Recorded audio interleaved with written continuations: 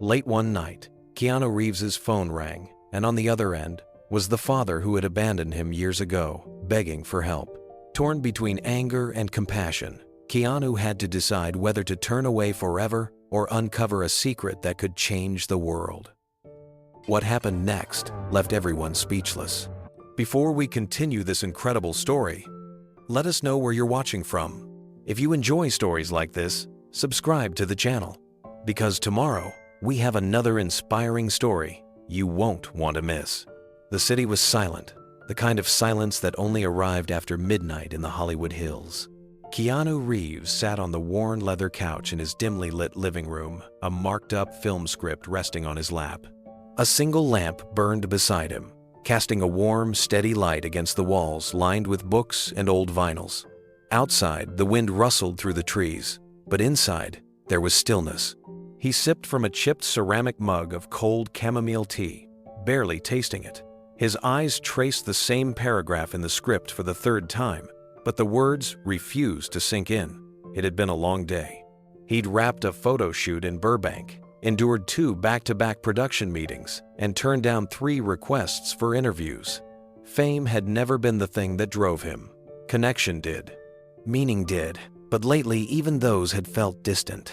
The clock on the wall read 12:41 a.m. when the silence shattered. His phone buzzed on the side table, not the usual notification chime. Not a text. It was a call. At this hour, Keanu leaned forward, furrowing his brow.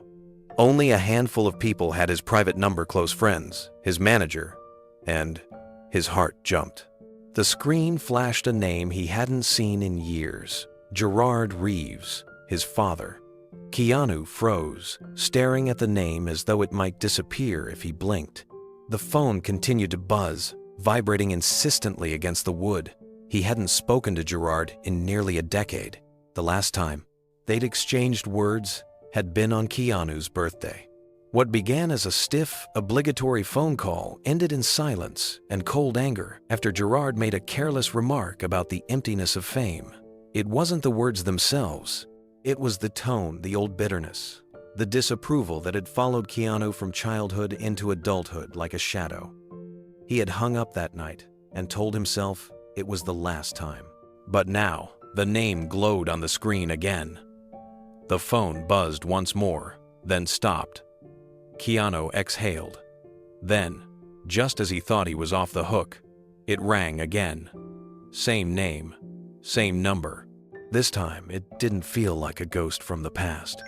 It felt like an alarm. He hesitated, then finally swiped the screen. "Hello," he said, his voice low, cautious. There was a pause. Then a familiar voice, hoarser than he remembered. "Keanu, thank you for answering." He didn't reply right away. That voice carried memories, some that still stung. "It's late," Keanu finally said. "What do you want?" I know it's late.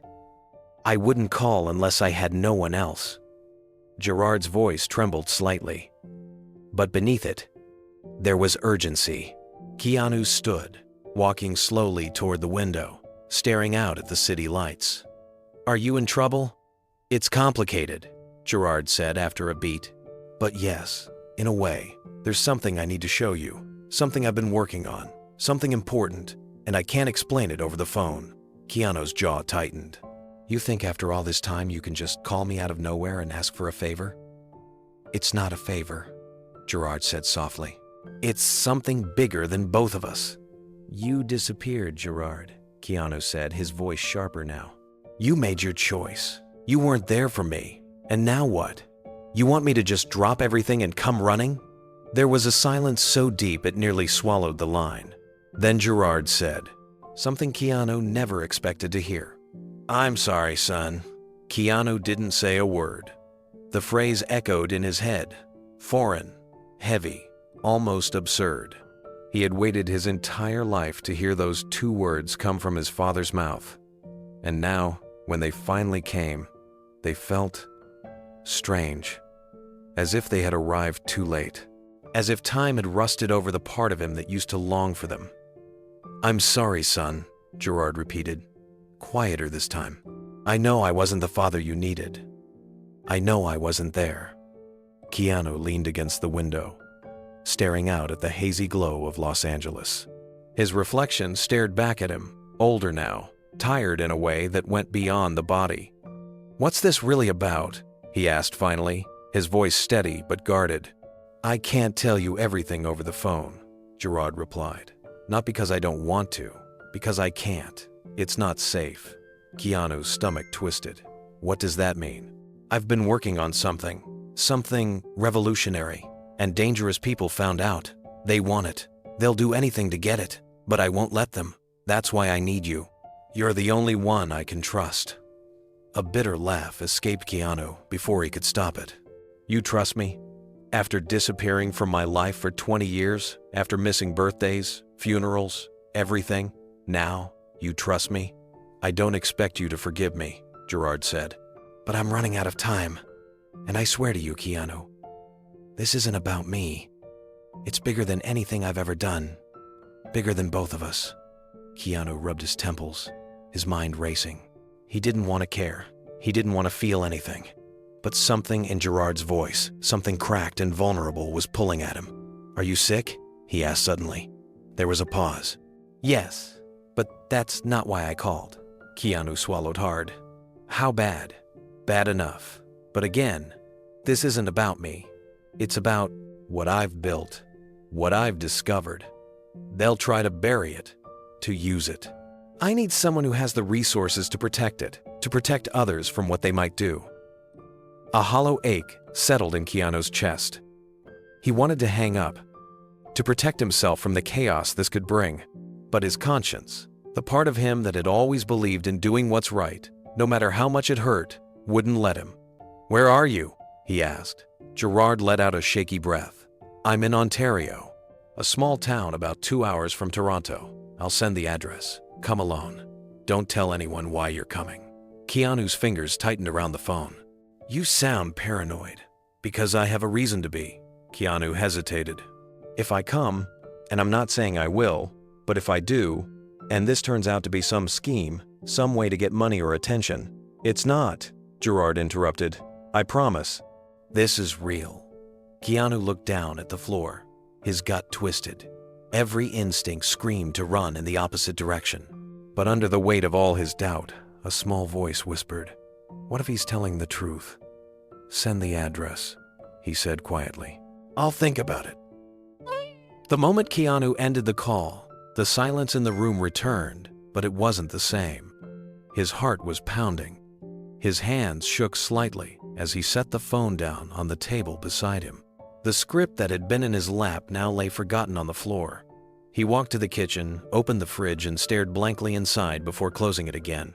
He wasn't hungry. He wasn't tired anymore either. He stood in the center of the room, letting Gerard's words echo in his mind. "I'm sorry. I need your help. It's dangerous." This was the man who had vanished from his life when Keanu was a teenager. The man who had always found reasons to stay away, work, distance, pride. For years, Keanu had learned to stop expecting anything from him. It was easier that way. Safer. The wounds had scabbed over, but they never fully healed. And now, with just one call, they were open again. He walked to the sliding glass door and stepped outside. The night air was crisp, cooler than he expected. The city sparkled below, oblivious to his turmoil. Somewhere out there, people were laughing, sleeping, living their lives without this weight on their chest. But for Keanu, the world had shifted. He looked up at the stars, and for the first time in a long time, he felt like that little boy again. The one who used to wait on the front steps with his backpack, hoping his dad would show up on time. The one who used to draw crazy machines in his notebook just to hear his father say, "Not bad, but you'll never make a living off that." He'd spent his whole life trying not to become bitter, trying to be better than the pain he came from. And for the most part, he had succeeded. But this was different. He went back inside and grabbed his phone. Gerard had already sent the address. A small rural town he didn't recognize. No explanation. Just a location and a final line. "Please come. I don't have much time."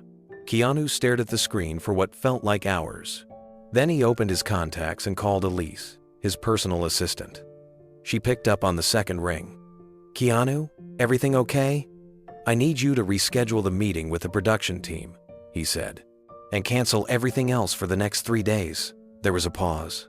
"Okay, do you want me to give them a reason?" He hesitated, then said, "Just tell them it's personal." She didn't press him. "Got it. Do you need anything else?"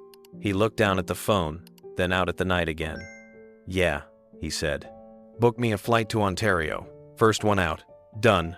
He hung up and stood in the stillness once more. He didn't know what he'd find when he got there. He didn't know if Gerard was telling the truth. But for reasons he couldn't fully explain, he had to know. Because if he didn't go now, he might never get the chance again. Keanu sat alone at the gate in LAX's private terminal, a single duffel bag beside his feet. His flight to Toronto wasn't boarding yet, but the minutes dragged like hours. Around him, the lounge was quiet, too early for the usual buzz of travelers. The silence left him with only his thoughts, and they weren't kind. He leaned back in the chair and closed his eyes, and like a wave hitting the shore, the memories came rushing in. He was 7 again, sitting on the cold steps outside a rundown apartment in East Toronto. The sun had already set, and his backpack, packed hours earlier, sat untouched at his side. He remembered gripping the straps tightly, waiting for the sound of a car that never came. His mother had told him not to get his hopes up, but he had anyway. Gerard had promised he'd come that weekend. He didn't. When Keanu came back inside, his mom didn't say anything. She just handed him a grilled cheese sandwich and kissed his hair. He remembered that quiet ache of disappointment. Not loud or explosive, just hollow. The kind of ache that stayed with you long after. Years later, that ache hardened into something colder. He remembered being 10, building a model spaceship from scraps he'd found in the garage. It wasn't fancy, just a dream made out of tape and cardboard. When Gerard finally did show up that weekend, unannounced, smelling like gasoline and aftershave, Keanu rushed to show him the ship, full of pride. Gerard looked at it, then frowned. "That's not how propulsion works," he muttered. "If you're going to waste time building things, at least make them accurate." Keanu had stood there holding the little ship, staring at it as if it had suddenly turned to ash in his hands. He didn't cry. Not then, not in front of him. But that night, he took it apart piece by piece and threw it in the trash. Even as an adult, he still remembered the sound of it hitting the bottom of the bin. But the memories weren't all bad. He could still see the day Gerard showed him how to fix a chain on his rusted bike. They were in the narrow alley behind their building, grease staining their fingers as Gerard crouched beside him, walking him through each step. "Tools only listen when you respect them," he said. "Force them, and you'll break something."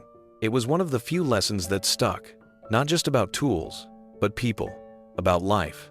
And then there was that one time, Gerard picked him up from school, unexpectedly, early. Keanu had been staring out the classroom window when he saw his father's old Chevy pull up. It was his birthday. Gerard took him to a go-kart track and even smiled that day, really smiled when Keanu won a race against him. "You've got guts, kid," he'd said, ruffling his hair. Maybe too much. It wasn't much. Just a single good memory in a sea of bruised ones. But for some reason, that day still lived in a quiet corner of his heart. The memory of that go-kart track faded as the gate attendant politely signaled him for boarding. Keanu nodded, picked up his bag, and walked slowly toward the jet waiting outside on the tarmac. Even as the early morning light began to break over the horizon, something inside him felt heavy, unresolved. Once seated, he buckled in and stared out the window. As the plane lifted off, the city below began to shrink, but the weight of the past didn't. It clung to him. He thought of the birthday phone call that had destroyed what little thread was left between them. It had been 5 years ago. Gerard had called late at night, same as now, and started with a half-hearted birthday wish that quickly devolved into an unsolicited opinion about Keanu's latest film. "Why do you always play broken people?" Gerard had asked, his voice tinged with something that sounded like judgment. "You're smarter than that. You could do something that matters." Keanu had listened in silence until the anger took over. "What matters to you has never mattered to me," he had snapped. They hadn't spoken since. Now here he was, mid-flight, chasing the voice of the man who'd once told him that dreams were for people with no plan. Who'd laughed when Keanu told him, as a boy, that he wanted to be an actor? Who'd missed his mother's funeral? Who hadn't shown up when Keanu lost his daughter? There was a time in his 20s when Keanu had told himself it didn't matter, that he didn't need a father, that his mother's strength, the kindness of strangers, the lessons life had carved into him, were enough. But it wasn't entirely true. There was a hole, not always loud, not always visible, but deep, the kind of absence that shaped everything around it. He remembered watching other boys at school run to their dads after soccer games, the way they were scooped up into arms without hesitation. He used to pretend it didn't bother him. He told himself his dad was just busy, important. He needed to believe that Gerard was working on something bigger, something that justified being gone. But the older he got, the harder it was to believe. His mother tried. She never said a bad word about Gerard, even when he deserved it. She'd say things like, "Your dad has his own battles," or "Some people love better from afar." Keanu used to wonder if she believed that, or if it was just something she said so her son wouldn't break. He stared down at his hands, remembering the way they used to tremble when he was younger, when he'd hear Gerard's voice unexpectedly, or when a letter came and he didn't know whether to open it or tear it apart. Now they were steady, older, stronger. But the boy who used to shake hadn't gone away. He was still there, buried deep behind the calm face, behind the quiet voice and the kind eyes people thought had never known pain.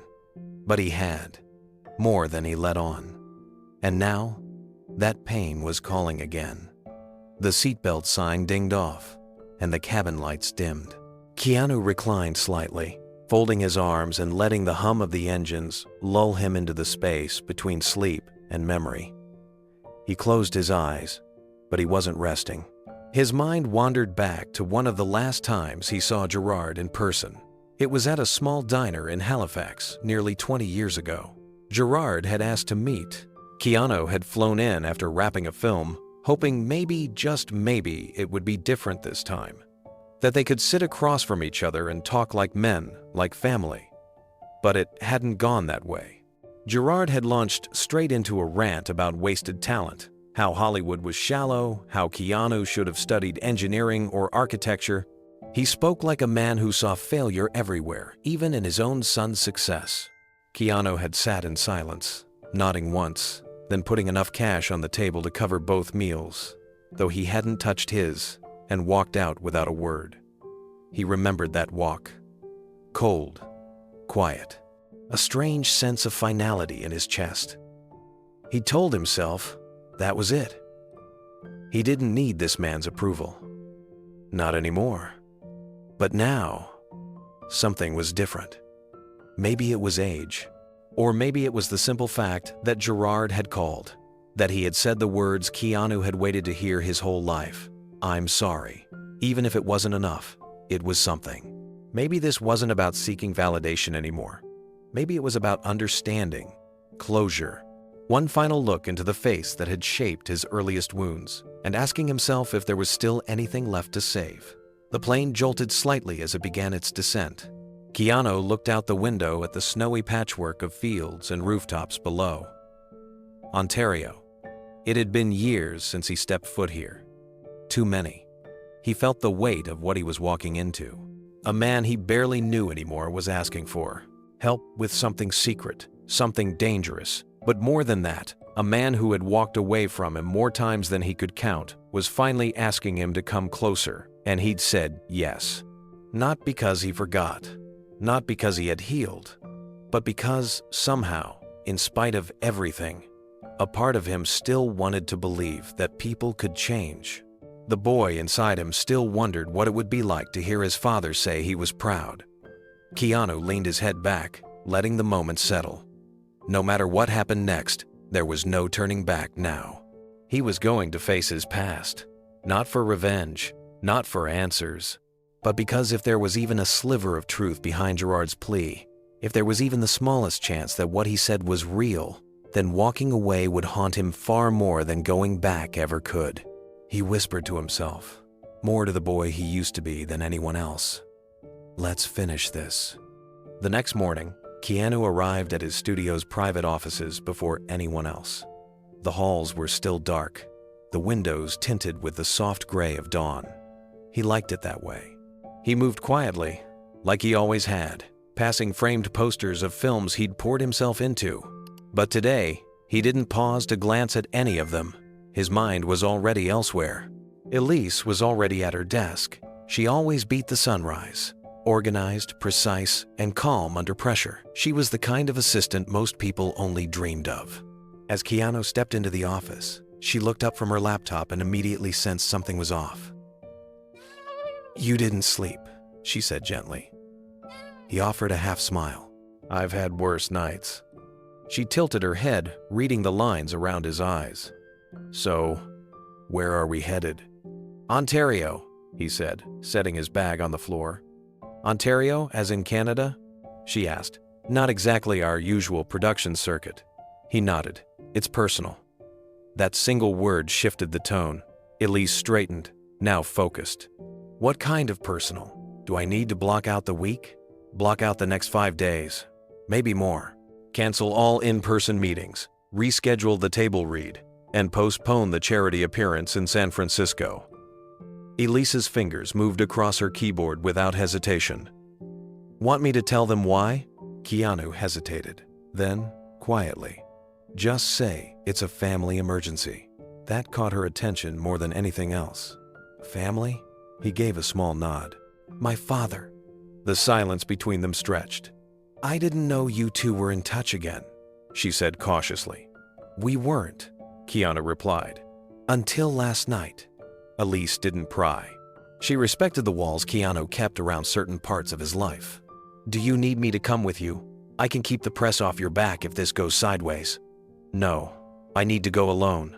Quiet. No headlines, no photos, no paper trail. I'll keep it airtight," she said. "I'll route the flight through the private terminal at LAX and make sure the jet's fueled and ready. Your wheels up by tonight." "Thank you." As she typed, Keanu walked over to the window and looked out at the skyline. From up here, Los Angeles looked peaceful, artificial almost. The city had given him everything he had ever wanted. And yet, this morning, it felt distant. He knew the moment that plane left the tarmac, everything would change. Gerard had opened a door long ago that should have stayed closed. Keanu had been the one to bolt it shut. And now, here he was, reaching for the key again. Elise's voice brought him back. "Flight's confirmed. Wheels up at 10:45 p.m. I'll have a car take you through the back gate. You'll skip paparazzi and fans altogether." Keanu turned and gave her a soft smile. "You're a magician." She gave a tight smile back. "You okay?" He didn't answer right away. "I honestly don't know," he said. Elise stood and walked over to him, holding out a slim manila folder. "Here's your itinerary. You'll have full privacy in the terminal. No press, no crew. I cleared the records from both the public manifest and the fuel logs. It'll look like you never left." Keanu took the folder, flipping it open with a quiet nod. He appreciated how thorough she was. No questions, no judgment, just action. That's why he trusted her. "You're not bringing security?" she asked after a moment. He shook his head. "It's not that kind of trip." "But you don't really know that, do you?" Her words hung in the air longer than he expected. He appreciated her honesty. She was one of the few people in his life who wasn't afraid to speak to him like a person instead of an icon. "No," he admitted, "I don't." She studied him for a long second. "Then take this." She reached into her desk drawer and handed him a slim black phone. "It's encrypted. Private line. I'll be the only one on the other end." He took it and slipped it into his jacket pocket. "Thank you." Elise walked him to the elevator. As the doors slid open, she looked at him one more time. "Whatever this is, don't let him break you again." Keanu held her gaze. "I'm not the same person I was back then." "I know," she said, "but that doesn't mean it won't hurt." The ride down felt longer than usual. When he stepped into the parking garage, his car was already waiting, windows tinted, engine idling, the driver keeping his head low. He slipped into the back seat, pulled his cap down low, and let the city fade into a blur outside the glass. As the car moved through the quieter back streets of downtown, Keanu stared out the window, lost in thought. The buildings passed like ghosts. Old movie billboards, palm trees swaying, the occasional neon glow of a 24-hour diner. This city had become his armor, his refuge, the place where he'd created a life on his own terms. And now he was leaving it behind, to confront something he had buried deep, something heavier than fame, harder than failure. Forgiveness. That was the real reason he hadn't slept last night. It wasn't just the shock of the phone call. It was the war inside him. He wasn't a vengeful man. That wasn't in his nature. But he also wasn't naive. He knew pain. He knew the scars a parent could leave. And Gerard had left more than most. So why was he going? Why now? He leaned his head back against the seat, letting the vibration of the car settle his thoughts. His fingers brushed the edge of the folder Elise had given him. He didn't need it. He knew where he was going. But the real destination wasn't on any map. It was in a memory, a fracture, a silence that had gone on too long. And whether or not his father deserved his presence, Keanu needed to see this through, because unfinished stories had a way of echoing forever. The black sedan pulled up to a gated hangar tucked behind the far end of LAX's private terminal. A line of jet lights glowed faintly in the foggy night, their reflections dancing across the glossy tarmac. Keanu stepped out slowly, his duffel over one shoulder, cap low, hoodie zipped high. No cameras, no handlers. Just the sound of his boots hitting concrete and the low hum of a jet engine being powered up in the distance. Inside the hangar, the crew greeted him with quiet nods. No one asked questions. That's how he liked it.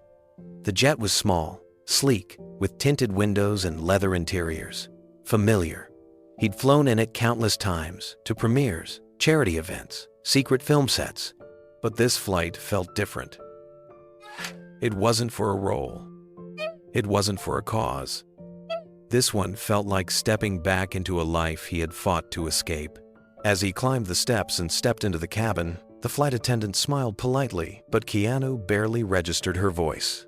He settled into his seat by the window and watched as the ground crew moved in silence, prepping the aircraft like clockwork. The door sealed shut behind him with a soft hiss. He stared out the window as the lights of Los Angeles drifted farther away with each second. And as the plane began taxiing toward the runway, his thoughts turned inward again. He didn't know what he was walking into.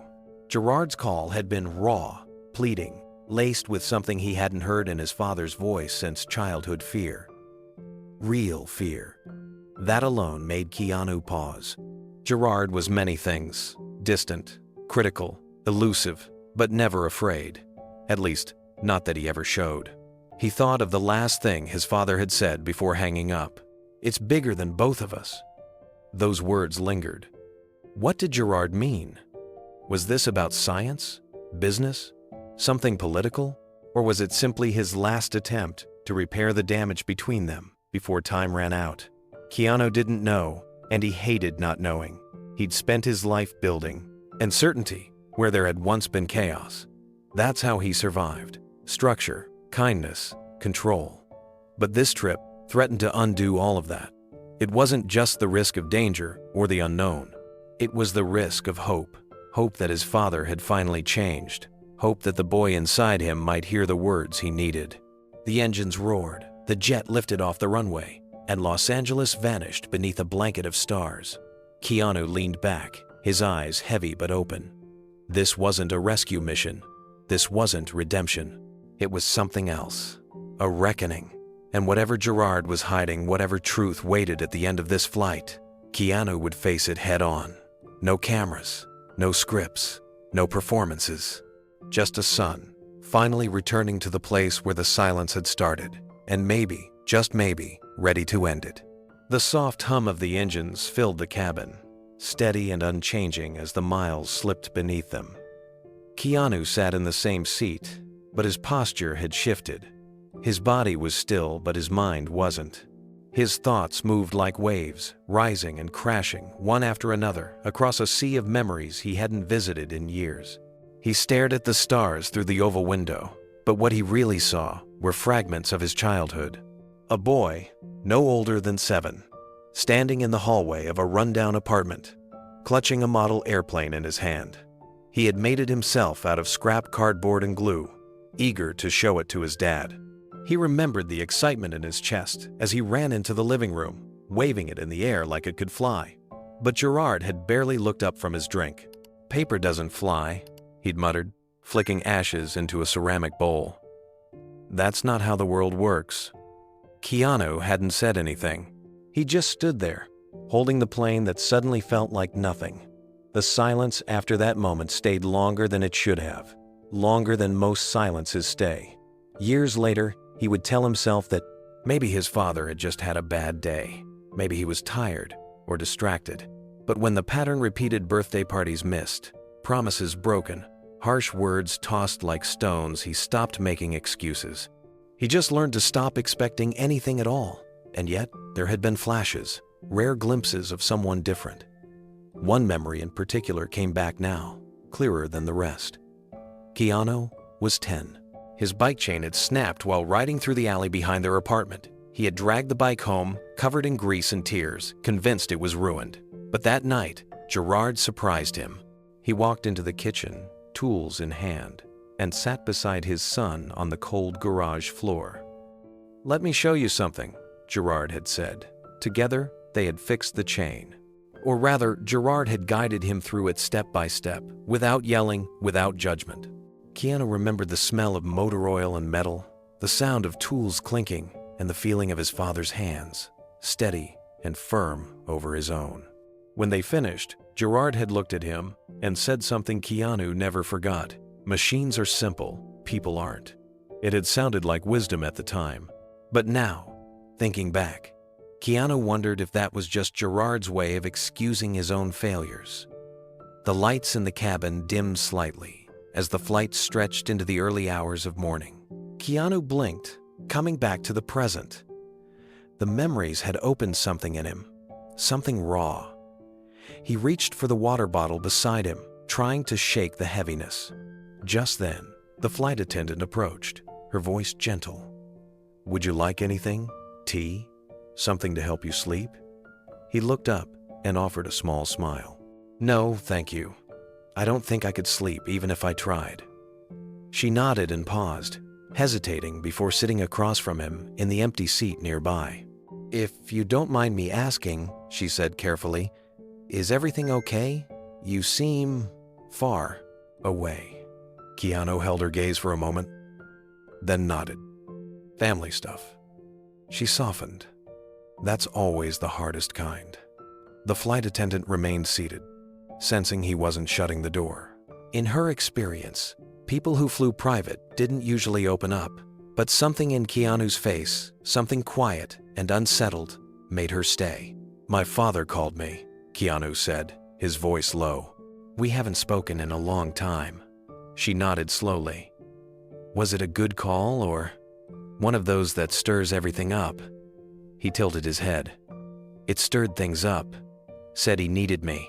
Said it was urgent, but that's how he's always been. Storms in, disappears, then shows up again like no time has passed." The flight attendant didn't press. She waited. That alone made Keanu feel safer.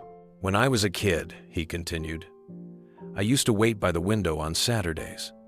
He'd say we'd go to the beach, or to this tiny theater that played old black and white films. He never came. Not once."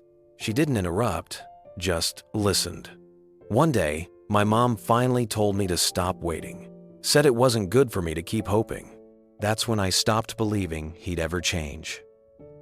"But you didn't forget him." Keanu looked out the window again, the stars now dimmer against the creeping light on the horizon. "You can't forget someone who shaped you, even if they didn't mean to." She looked down at her hands. "I lost my mother last year," she said, surprising even herself. "We were close, but we still had things left unsaid. I thought we had time. Then the call came." Keanu's eyes met hers. "Now," she said, her voice wavering. I'd give anything for 5 more minutes to say what needed to be said. Even if I didn't like what I heard. There was silence between them. Not awkward, just full. Keanu nodded slowly. I don't even know if I want the prodded. Truth. I'm not sure if I'm strong enough to hear it, but I also can't live wondering anymore. The flight attendant stood up, offering a comforting smile. Then I hope whatever's waiting for you gives you peace, one way or another. He watched her walk away, her quiet grace leaving behind a deeper calm than she probably realized. Alone again, Keanu leaned his head back against the seat. His chest was heavy with unsorted emotions, grief, confusion, fear, and something dangerously close to hope. He had spent most of his life constructing walls, setting boundaries between who he was and where he came from. But the call had broken something open. And now, flying over an ocean that once separated them, he was starting to wonder if maybe, just maybe, this trip wasn't about closure. Maybe it was about finally understanding why the pain had lingered for so long.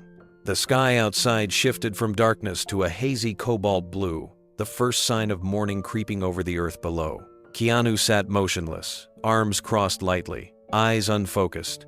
The plane had traveled thousands of miles, yet he still felt suspended somewhere between the past and the present.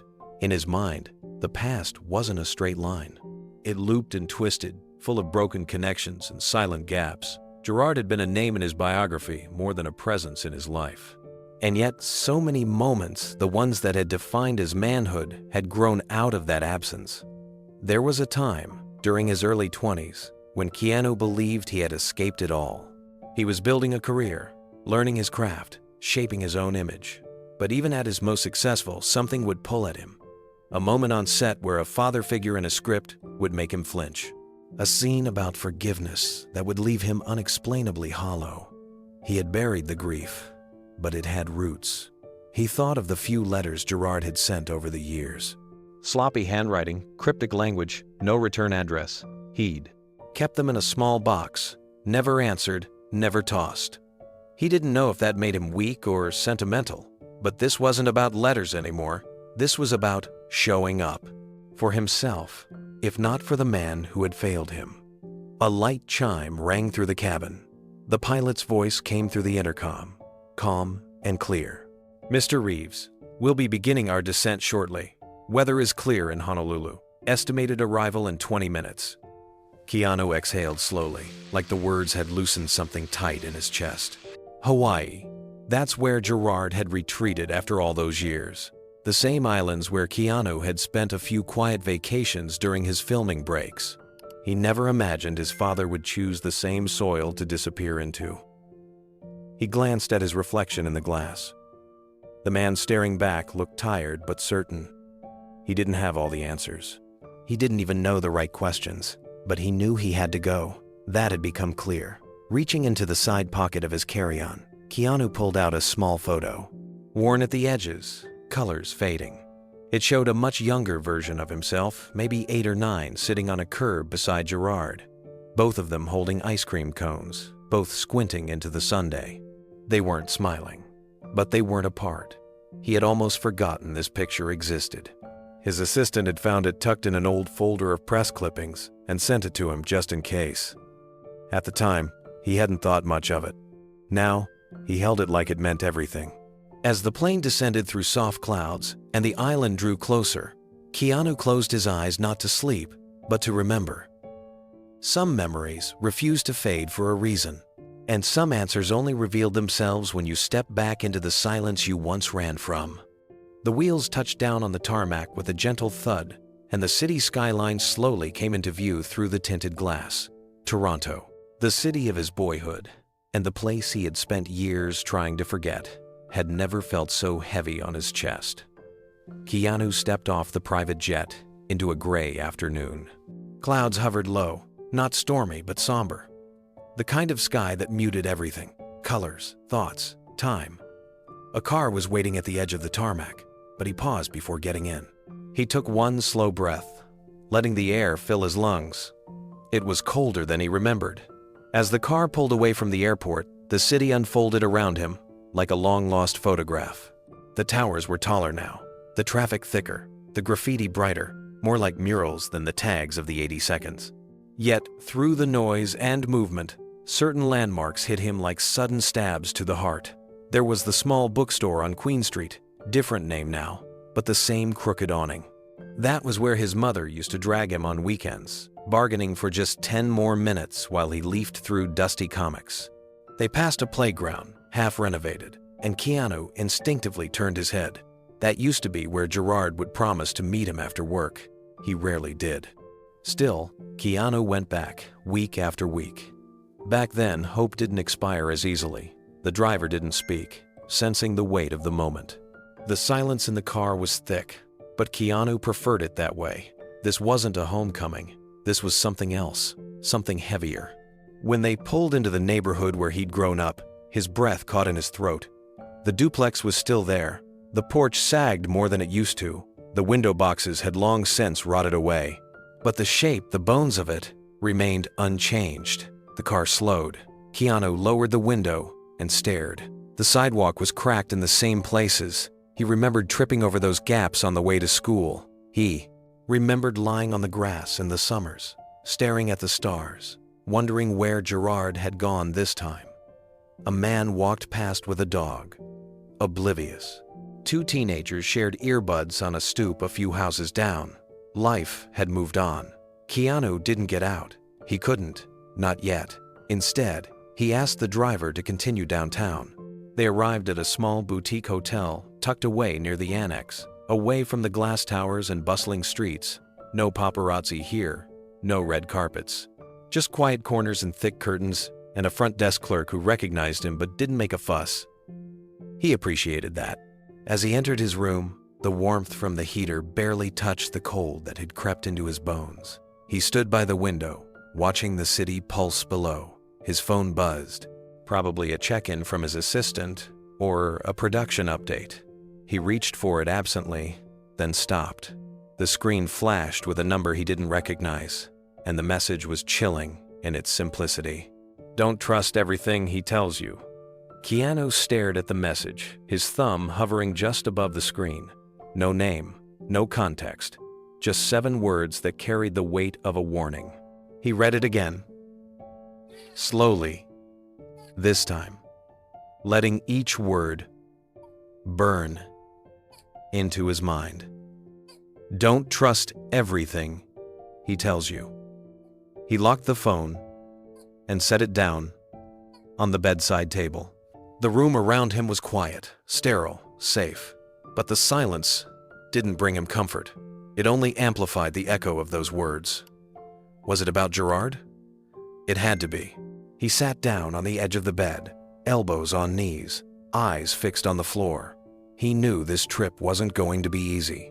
He expected guilt, maybe even regret, but not danger, not suspicion. Who would even know he was here? He hadn't told anyone besides his assistant, and she didn't know the details, just that it was family-related and personal. Unless someone had been watching Gerard. Unless there were things his father was involved in that went far beyond illness or unfinished apologies. Keanu rubbed his hands together, trying to warm them. The cold hadn't let up since he arrived. It clung to him, more than just the weather, something internal, a chill from within. He stood and walked over to the window. The streets below flickered with red and amber lights, headlights blending with neon signs and traffic signals. Somewhere out there, his past was waiting. Somewhere out there, his father, his fragile, dying father, was holding on to a secret strong enough that someone would warn him against it. And yet, beneath the apprehension, something else stirred. Resolve. He had come this far. He wasn't going to turn back now. The memories were already beginning to crowd him. The taste of poutine from the corner diner. The old movie theater with sticky floors where he first watched a Bruce Lee film and imagined what it meant to be powerful. The schoolyard fight where he broke his knuckles defending a kid who got bullied for stuttering. That was the day Gerard had shown up drunk, yelling at the principal, making everything worse. But there had also been smaller, quieter memories.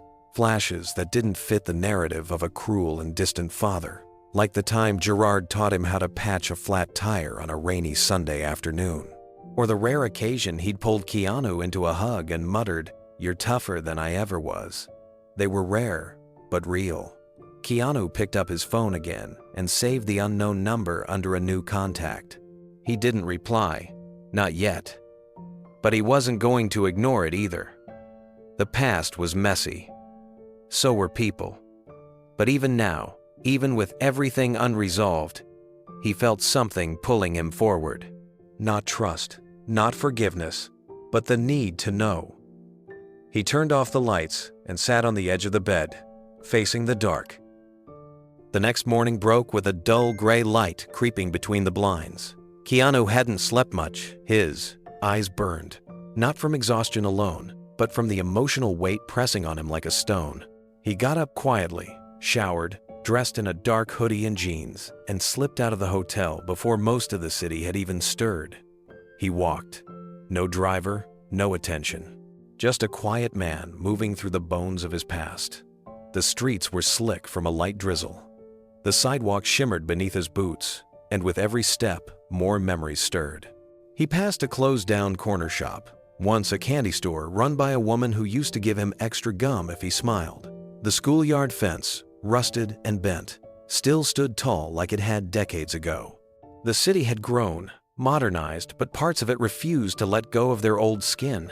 Eventually, he found himself standing in front of the cemetery. It hadn't been part of the plan. His feet had brought him there. He walked through the gate slowly. Rows of gravestones stretched across the landscape like silent witnesses. He scanned the names as he moved, but he wasn't here for anyone in particular. Not today. He just needed to feel grounded, to stand among lives that had ended and realize he was still writing his own. The wind picked up, cold and biting. He pulled his hoodie tighter around his neck. As he exited the cemetery, his phone buzzed again. Another message from the same unknown number. "There's more to this than he'll admit. Be careful." Keanu froze. This wasn't just someone stirring drama. The tone was different now. Sharper, more direct. Not vague. Not a plea. A warning. His thumb hovered over the screen, tempted to reply. But what would he say? Who are you? What do you know? Why are you watching this? Instead, he slid the phone back into his pocket and kept walking, faster now, breath rising in small clouds. Back at the hotel, he sat by the window again, this time with a journal in his lap. He didn't open it. Just held it, feeling the familiar leather cover. It had been a gift from a director, years ago. He'd never written in it. Maybe today would be the day. He thought of Gerard, lying somewhere across the city, possibly on his deathbed, possibly spinning truths into something else. What did he want? A final moment of connection? A confession? A legacy? Keanu didn't know yet, but the city whispered to him. Every corner held a memory. Every message, another layer of uncertainty. He was back where it all began, not as the boy who once ran these streets, but as a man carrying the weight of two lives, his own and the one his father had abandoned. He would go see Gerard, but he would go on his own terms. And this time, he wouldn't let the past speak louder than the truth. The car rolled slowly down a narrow road on the outskirts of Toronto. Trees lined the sides, their leaves rustling gently in the wind. Keanu sat in the back seat, hands folded, eyes locked on the GPS screen even though the driver knew where to go. Every turn brought him closer to something he wasn't sure he wanted to face. The house came into view just past a cluster of small townhomes. It looked older than he remembered. A single-story structure with chipped white paint and a leaning mailbox that bore the name G. Reeves in faded lettering. The curtains were drawn. The porch light was off, even though the clouds made the morning feel like twilight. Keanu stepped out of the car and took a slow breath. He adjusted the collar of his coat, then walked toward the front door. The wood creaked under his feet. For a moment, he considered turning around, but his hand was already reaching for the doorbell. The chime inside sounded muffled. There was a pause. Then, the sound of shuffling feet, followed by the click of multiple locks turning. When the door finally opened, Gerard stood there thinner, paler, and far older than Keanu had prepared for. His once broad shoulders had caved inward. His jawline, once sharp and commanding, now sagged beneath skin that had lost its fight with time. But his eyes, they were the same, piercing, intelligent, and unreadable. "Well," Gerard said, voice hoarse. "You came." Keanu didn't answer right away. His eyes scanned his father's face, looking for something, anything, that felt familiar. "I said I would," he replied quietly. Gerard nodded once and stepped aside.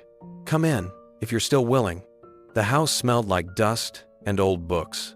A small lamp in the corner barely lit the space. Boxes lined the hallway. Stacks of yellowing paper filled the coffee table. Medical supplies sat in plain view near the kitchen. An oxygen tank, pill bottles, a walker. Yet, none of it seemed to embarrass Gerard. Keanu followed him into the living room and sat on a firm leather couch. Gerard remained standing for a moment before slowly lowering himself into a recliner across from him. Silence hung between them. "I wasn't sure you'd come," Gerard finally said. "I wasn't sure I would either," Keanu answered. Gerard gave a dry chuckle. "Fair." Another silence. Keanu studied the room. Old family photos still sat on a dusty shelf. Some of him as a boy. Others he didn't recognize. A younger Gerard, arm around a woman who wasn't Keanu's mother. The layers of his father's life were visible in plain sight, but they offered no real clarity. "You said it was urgent," Keanu said, voice steady. "It is," Gerard nodded. "But not today. I need to tell it right. And I needed to see you first, in case I didn't get another chance." Keanu's jaw clenched, his voice low. "So this is a goodbye tour?" Gerard didn't flinch. "No, it's more than that." Keanu leaned forward, elbows resting on his knees. He stared at the floor for a moment, gathering his breath, then looked up. "You said something dangerous was involved," he said, voice still quiet. "Is this about your health or something else?" Gerard didn't answer immediately. He reached for a glass of water on the side table, his hand trembling slightly as he lifted it. After taking a sip, he set it down, exhaling like it took effort just to speak. "It's complicated," he finally said. "But you'll understand soon enough. I didn't bring you here just to apologize." Keanu's brow tightened. "You haven't apologized." Gerard met his son's gaze, his voice sharp now. "Because I don't know if you're ready to hear it." Keanu sat back, letting the weight of that sink in. The old man hadn't changed much in tone, still abrupt, still challenging, but there was something different underneath. A frailty. Not just in his body, but in his edges. He looked like someone who'd spent years staring at a locked door from the inside. "Why now?" Keanu asked. "After all these years, you vanish, then call me out of nowhere saying it's urgent. What changed?" Gerard's eyes flickered toward the window. Outside, the wind had picked up, trees swaying gently in the gray afternoon. He didn't speak for a while. Then he said, "I found something. In the files I wasn't supposed to have. From a time in my life you don't know about. Before your mother. Before you." Keanu stiffened. Gerard nodded. "And I need your help. Because if what I've uncovered is true, it affects more than just me. It affects you." Keanu shook his head slowly. "You've got to be more specific than that." "I will," Gerard promised. "But not yet. I have to lay it out the right way. Too fast, and it'll sound like the ranting of a dying man." There it was again, that mix of urgency and cryptic pacing that used to drive Keanu mad. It was like trying to put together a puzzle with half the pieces face down. He let out a breath and folded his arms. "You look like hell." Gerard gave a weary smirk. "Takes one to know one." That almost made Keanu smile. Almost. But the tension quickly returned. "You're really sick," Keanu said, glancing at the oxygen tank in the corner. "How long?" Gerard's voice lowered. "They gave me 6 months. That was 7 months ago." The room went silent again. A slow-burning ache settled into Keanu's chest. As much as he'd told himself he didn't care, didn't need closure, didn't want to play son to a man who abandoned him, the reality of death, looming and unapologetic, changed things. It always did. "You could have told me earlier," Keanu said. "I didn't think I had the right," Gerard replied. "Not after what I did." Keanu stood and paced toward the window. He stared out at the quiet street. His voice softened, almost a whisper. "No, maybe you didn't." The silence between them lingered like smoke, thick and unspoken. Keanu didn't turn around right away. He let the stillness press against his back, hoping it would calm the storm in his chest. When he finally spoke, his words were slower, quieter. "But you called," he said. "You still picked up the phone." Gerard's voice cracked slightly. "I didn't know if you'd answer." Keanu turned around and leaned against the windowsill, arms crossed, studying the man who used to tower in his childhood, now shrunken by time and regret. "I almost didn't," he admitted. Gerard nodded. "But you did. That means something." Keanu didn't reply. He just stood there, staring. The man in front of him was a stranger, and yet not. The voice was familiar, even if the tone had lost its sharpness. The eyes still held that fire, dimmed but burning. And there was something unsettling about how easily they had fallen into old rhythms, like rusted machinery sputtering to life. Gerard broke the quiet again. "Before we go any further, I want you to understand one thing. I didn't ask you here just to say goodbye. I asked you because I trust you." That made Keanu raise an eyebrow. "After all this time, you trust me?" "I've been watching you," Gerard said. "Not in some creepy way, just following from afar. I've seen the choices you've made, the kind of man you became, and despite all the reasons you had not to, you didn't turn into me." The words hit deeper than Keanu expected. He swallowed, unsure how to respond. "I know I wasn't a father," Gerard continued. "Not a real one. But I need your help, not as a son, but as the only person left who might do the right thing." Keanu shifted uncomfortably. "You still haven't told me what that island." Gerard's eyes darkened. "I will. Tomorrow." "Why wait?" "Because tonight, I want to tell you everything else first. Not the secret, not the mission, just the truth. The truth about me, your mother, and what really happened before I disappeared." Keanu hesitated, then slowly nodded. "All right," he said.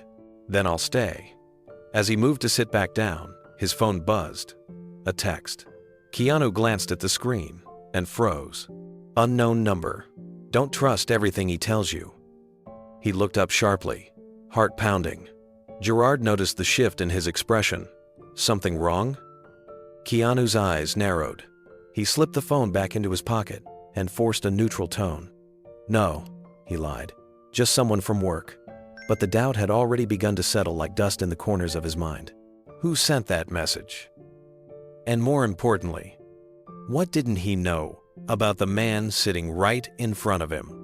The morning came with a soft gray light filtering through the curtains. Keanu barely slept. That anonymous text haunted his thoughts, twisting his dreams into uneasy fragments.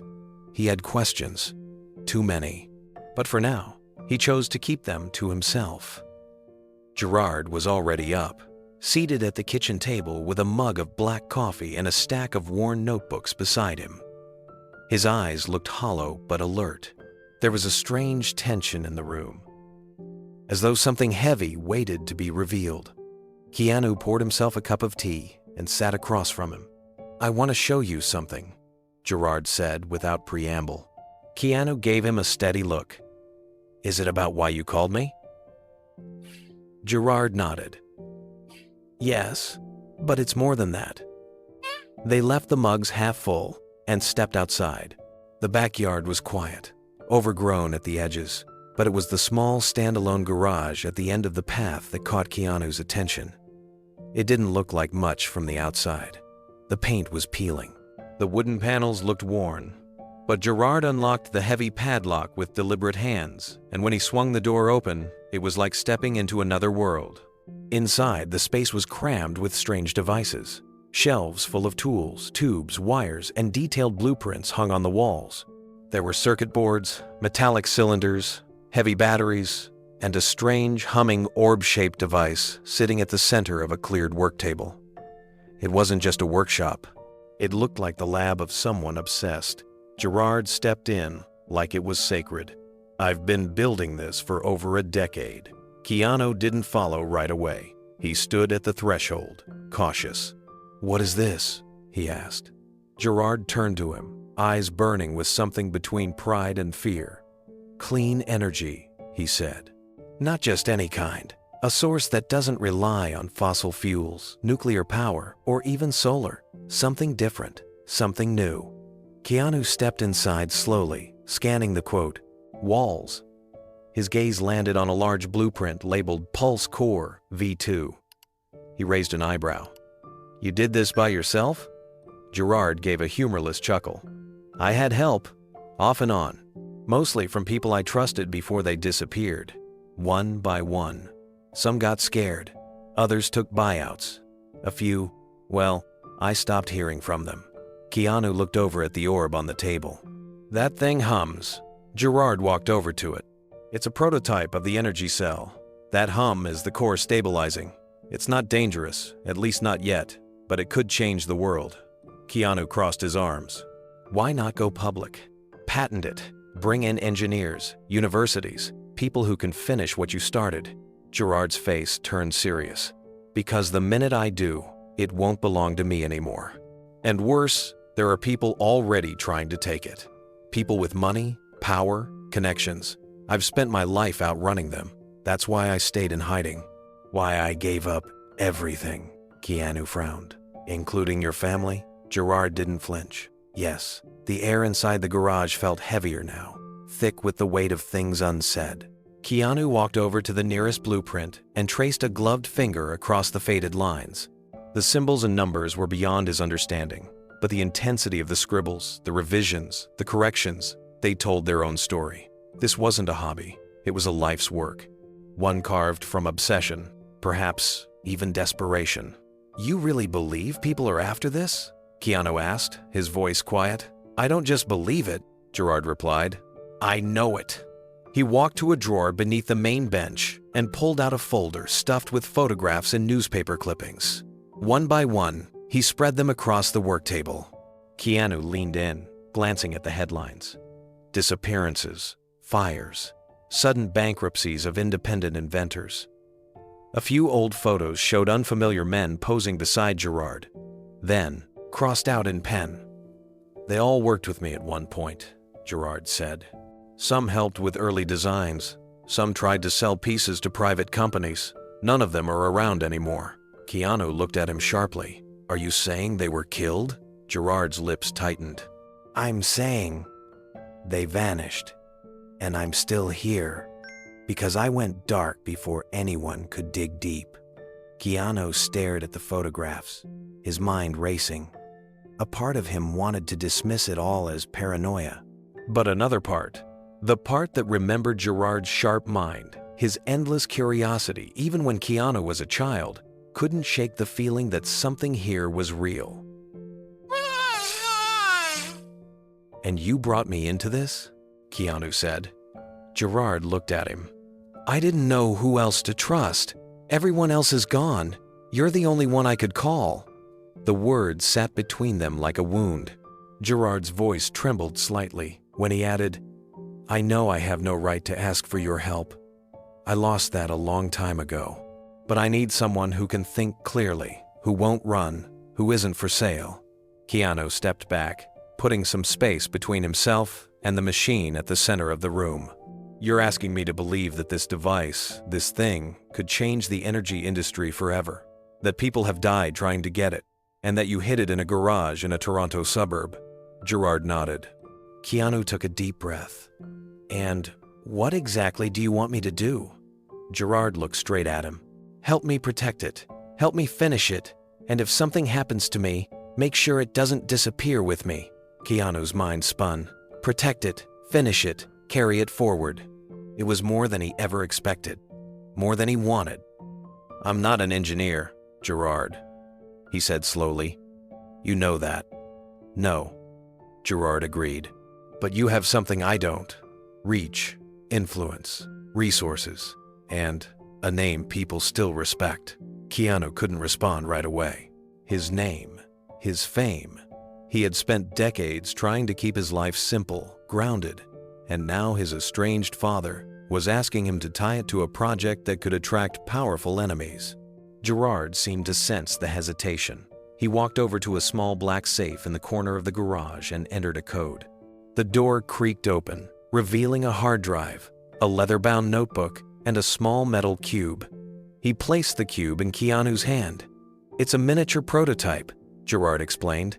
"It doesn't do much on its own, but it proves the concept. Magnetic resonance energy cycling, no combustion, no emissions, infinite loop under the right conditions." Keanu turned it slowly in his palm. It was cool, heavier than it looked. It gave off a faint hum. "Hold it up," Gerard said. As Keanu did, the humming grew slightly louder. A soft blue pulse lit up its edges. "It responds to motion," Gerard said. "It's harvesting kinetic energy just from your hand movement." Keanu's brow furrowed. "Why not take this to a university, a research firm?" Gerard gave a bitter smile. "Because the moment I do, it's gone, swallowed by bureaucracy, or bought up by oil conglomerates and shelved. I already tried, twice, and both times my work was mysteriously discredited, buried, or stolen." He stepped closer. "This isn't just science, Keanu. It's power, and too many people want to make sure it never sees daylight." Silence settled again. Keanu set the cube back down, the glow fading. "I came here because you said it was urgent," he finally said. "Because despite everything, you're still my father." Gerard's eyes welled up, but he blinked it away. "And now that I'm here," Keanu continued, "I need to know one thing." Gerard nodded. "Ask me, are you doing this for the world or for redemption?" The question hung in the air, heavier than anything in the garage. Gerard didn't answer right away. He looked at the machine, the photos, the dusty windows that barely let in the light. His shoulders sagged. "Maybe both," he said softly. "But either way, I'm running out of time. And I don't want to die with this buried inside four walls." Keanu stood still, his gaze locked on his father's worn face. The silence between them wasn't empty anymore. It was full of everything they'd never said. And in that quiet, Keanu realized something terrifying. He believed him. The air in the workshop had grown still. The hum of the prototype had faded, but its weight lingered in Keanu's chest. He stared at the cube, now resting back on the table, trying to process what he'd just seen. His father sat down heavily on a nearby stool, suddenly looking older, thinner, smaller than he had even a few minutes ago. Gerard let out a long breath. "I need to tell you something else." Keanu crossed his arms, guarded. "There's more?" Gerard nodded slowly. "I didn't ask you to come just for the machine. There's a reason I didn't call until now." He paused, as if searching for the right words. Then his voice cracked just a little, but enough to cut through Keanu's defenses. "I'm dying." Keanu blinked. "What?" "I've been diagnosed with ALS. It's already progressing faster than the doctors expected. I can still move now, but it won't last. Eventually, I'll lose the ability to speak, breathe, function. They're giving me less than a year." The words hit like a hammer. Keanu didn't move. His father had never once looked fragile in his memory, not even in the bad ones. He was a man who barked orders, who stormed out of rooms, who vanished for months, but came back with arrogance instead of regret. And now, here he was, reduced to a man who looked like he might collapse under his own secrets. "I didn't know what else to do," Gerard went on. "I knew you might not come if I told you the truth. So I started with the machine. But really, I needed to see you." Keanu took a small step back, letting the silence stretch again. "So, this was about guilt." Gerard nodded, his eyes not rising to meet his son's. "Yes, guilt and desperation. I've made more mistakes than I can count, especially with you." Keanu's jaw tightened. "You don't get to just say that and think it changes anything." "I know," Gerard whispered. "I know it doesn't erase anything. I know what I did and what I didn't do. I missed everything. Your first school play, your first heartbreak. I left your mother when she needed me the most. I left you wondering why you weren't enough. Keanu swallowed hard. He didn't want to hear this. He'd spent years building walls to keep this pain at a distance. But now Gerard's voice was cracking, trembling, honest in a way it never had been. There's not a day I don't wish I could take it back, Gerard continued. I was afraid. Of responsibility. Of being seen. Of loving someone and failing them. And I did fail you. Over and over again. His voice broke. Keanu didn't speak. He couldn't. He watched the man who'd once made him feel small now crumble before him like a tired ghost. I can't fix the past, Gerard said. But maybe this invention can help someone. Maybe if I give the world something good, I can die knowing I didn't waste every breath. Keanu finally sat down across from him. He didn't speak, but he didn't leave either. And that in itself was something. The workshop was quiet again, filled with a heaviness no machine could solve. Gerard stared at his hands, as if they no longer belonged to him. They trembled slightly, a reminder of the disease already stealing pieces of him. I've been documenting everything, he said quietly. Schematics, notes, test logs. It's all here, in case I can't finish it myself. Keanu glanced at the stack of neatly labeled notebooks and digital files in a weathered box by the bench. It didn't look like a desperate man's fantasy. It looked like years of silent work, hidden obsession, maybe even redemption in the making. Gerard leaned forward, his voice lower now. There are people who want this, Keanu, not for the right reasons. That's why I disappeared. I knew if I went public, it would end up in the hands of corporations or governments who'd bury it or twist it into something else. Keanu studied him. And you want me to protect it? I trust you, Gerard said. Not because you owe me anything, God knows you don't, but because you've always stood for something better, even when I didn't. That stopped Keanu cold. Gerard's eyes met his for the first time in what felt like hours. I watched you from a distance. Interviews, charities, the quiet way you live. You've built a life of meaning. I didn't teach you that. You learned it on your own. You became the man I never was. Keanu looked away, emotions swirling behind his eyes. I thought about reaching out so many times, Gerard admitted. But I didn't think I deserved to. And then, when the diagnosis came, I realized I was out of time. I couldn't die without at least telling you the truth, without asking for your forgiveness. Keanu's hands tightened in his lap. Forgiveness. That word echoed louder than any invention or disease. For so long, he'd told himself he didn't care anymore, that the past was a locked door he'd never reopen. But sitting here, watching the man who had once hurt him now bare his soul, something inside began to shift. Gerard wiped his eyes, embarrassed by the tears. I don't expect anything. I just wanted you to hear it. From me. There was a long pause. Then, Keanu exhaled slowly. I don't know if I can forgive you yet, but I'm listening. Gerard nodded, a soft, fragile smile tugging at the corners of his mouth. That's more than I deserve. Keanu stood up, walking toward the box of notes. He rested a hand on the top of it. If what you're saying is true, he said carefully, then we need to make sure this doesn't fall into the wrong hands. But I'm not making any promises yet. Not about us. I understand, Gerard whispered. Keanu looked around the workshop again, a space filled with both brilliance and regret. He didn't trust everything, not yet, but something had changed.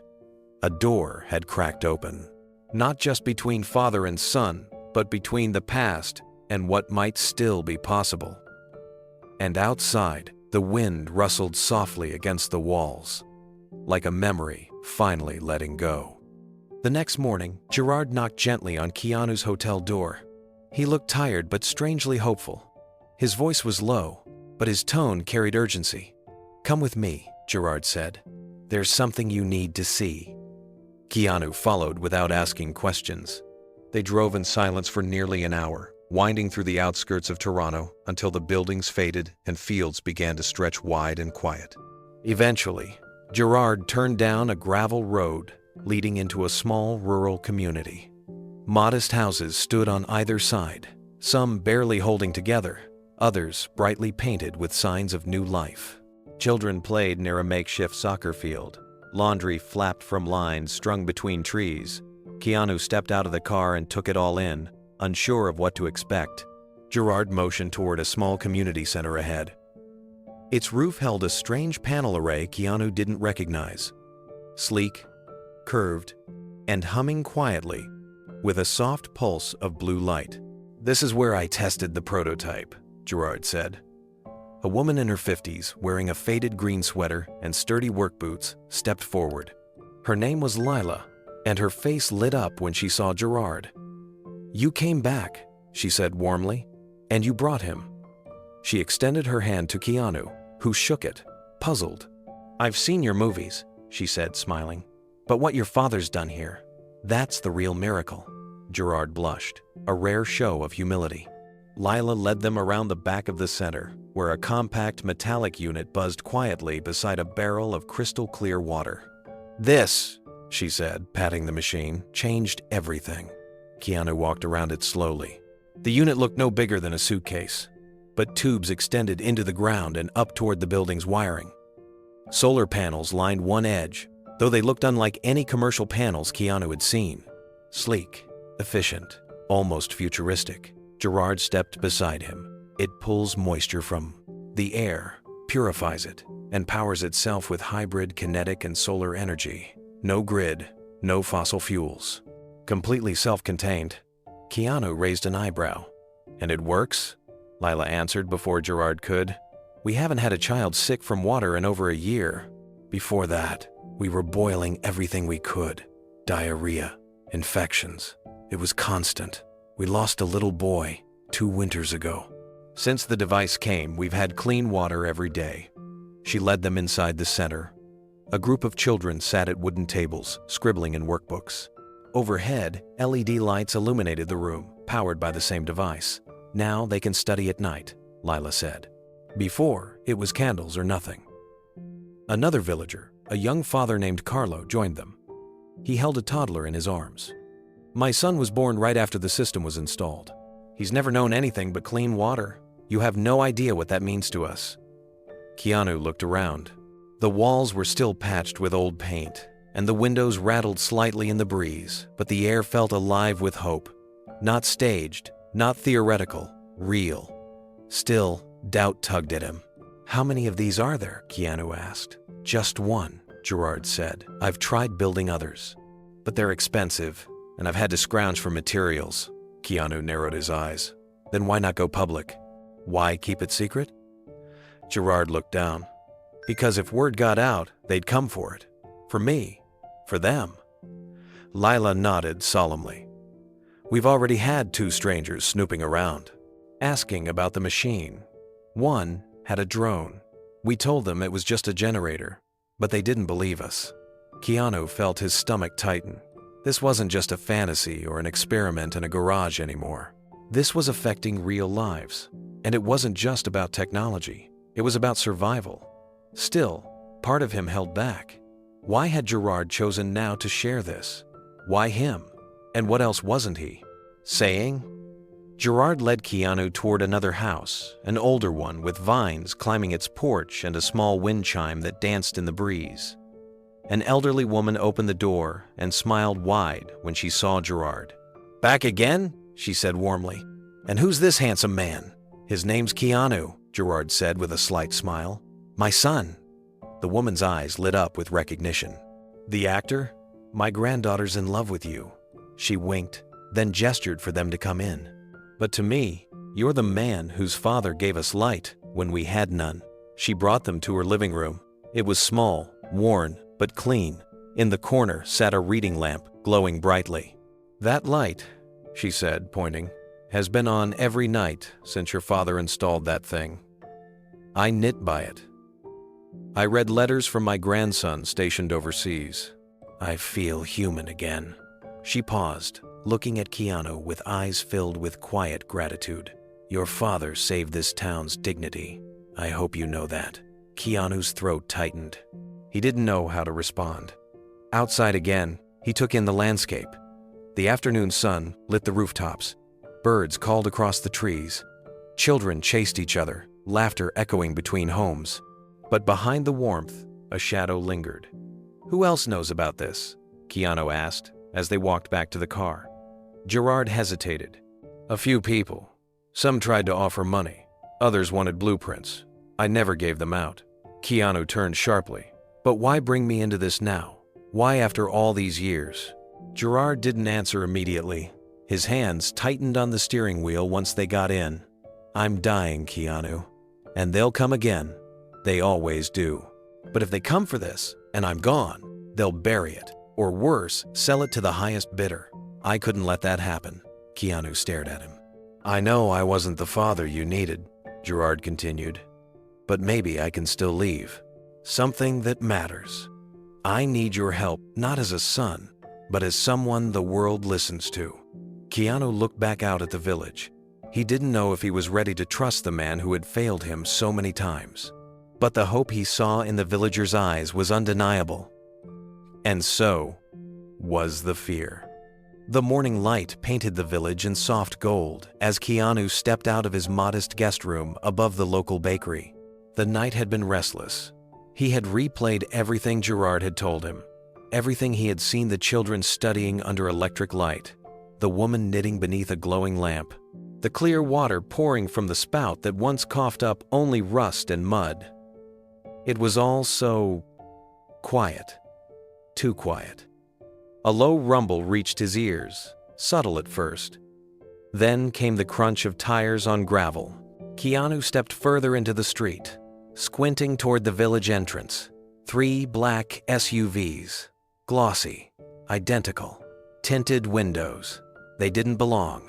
The vehicles moved slowly, deliberately. Men in dark suits stepped out, their movements rehearsed, sharp, like they weren't here to ask questions. They were here to deliver a message. Villagers peered from behind curtains. Some whispered to each other, their faces pale.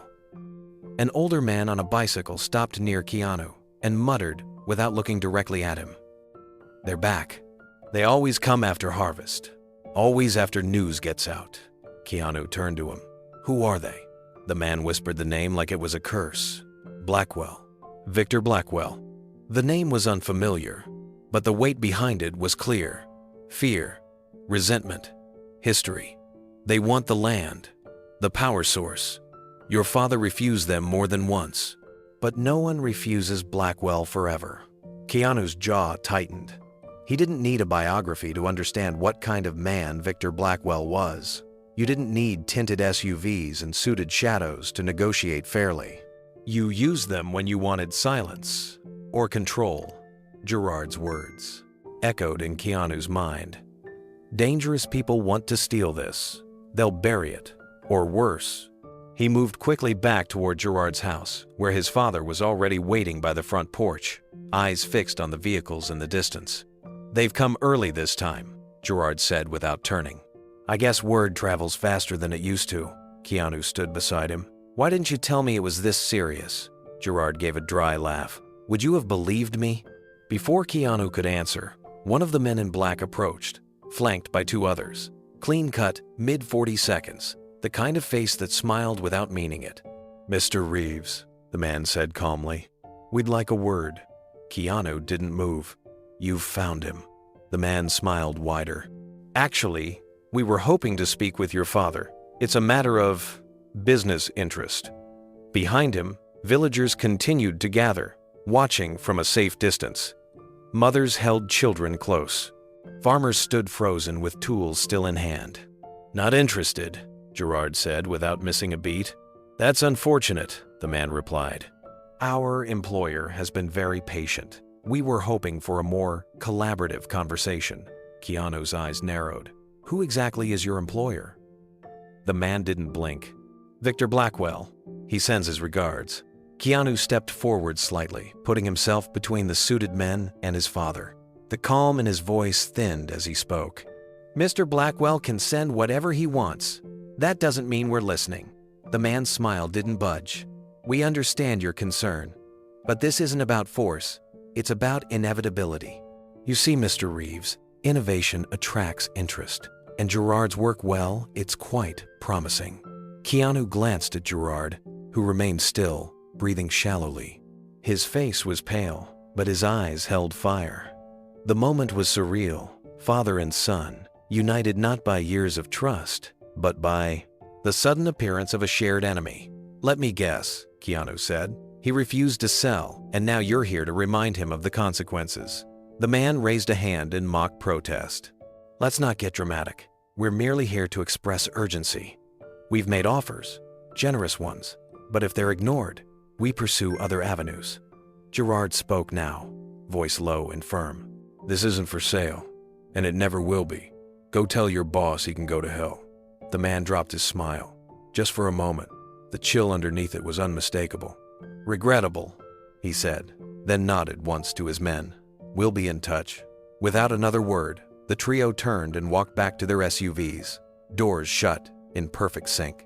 Engines started, then silence swallowed the road as they drove off slowly, deliberately, like they wanted to be remembered. As the dust settled, Keanu let out a long breath. The village seemed to exhale with him. Gerard turned and headed inside without a word. Keanu followed. In the kitchen, Gerard poured water into a chipped mug with trembling hands. "They'll try something else. Blackwell never quits." Keanu leaned on the counter. "Who is this guy?" "Victor Blackwell runs a conglomerate based in Vancouver. Tech, energy, land, he's been trying to corner every clean energy breakthrough in the country. Mine just happens to be the only one that actually works. And now he knows it works," Keanu said bitterly.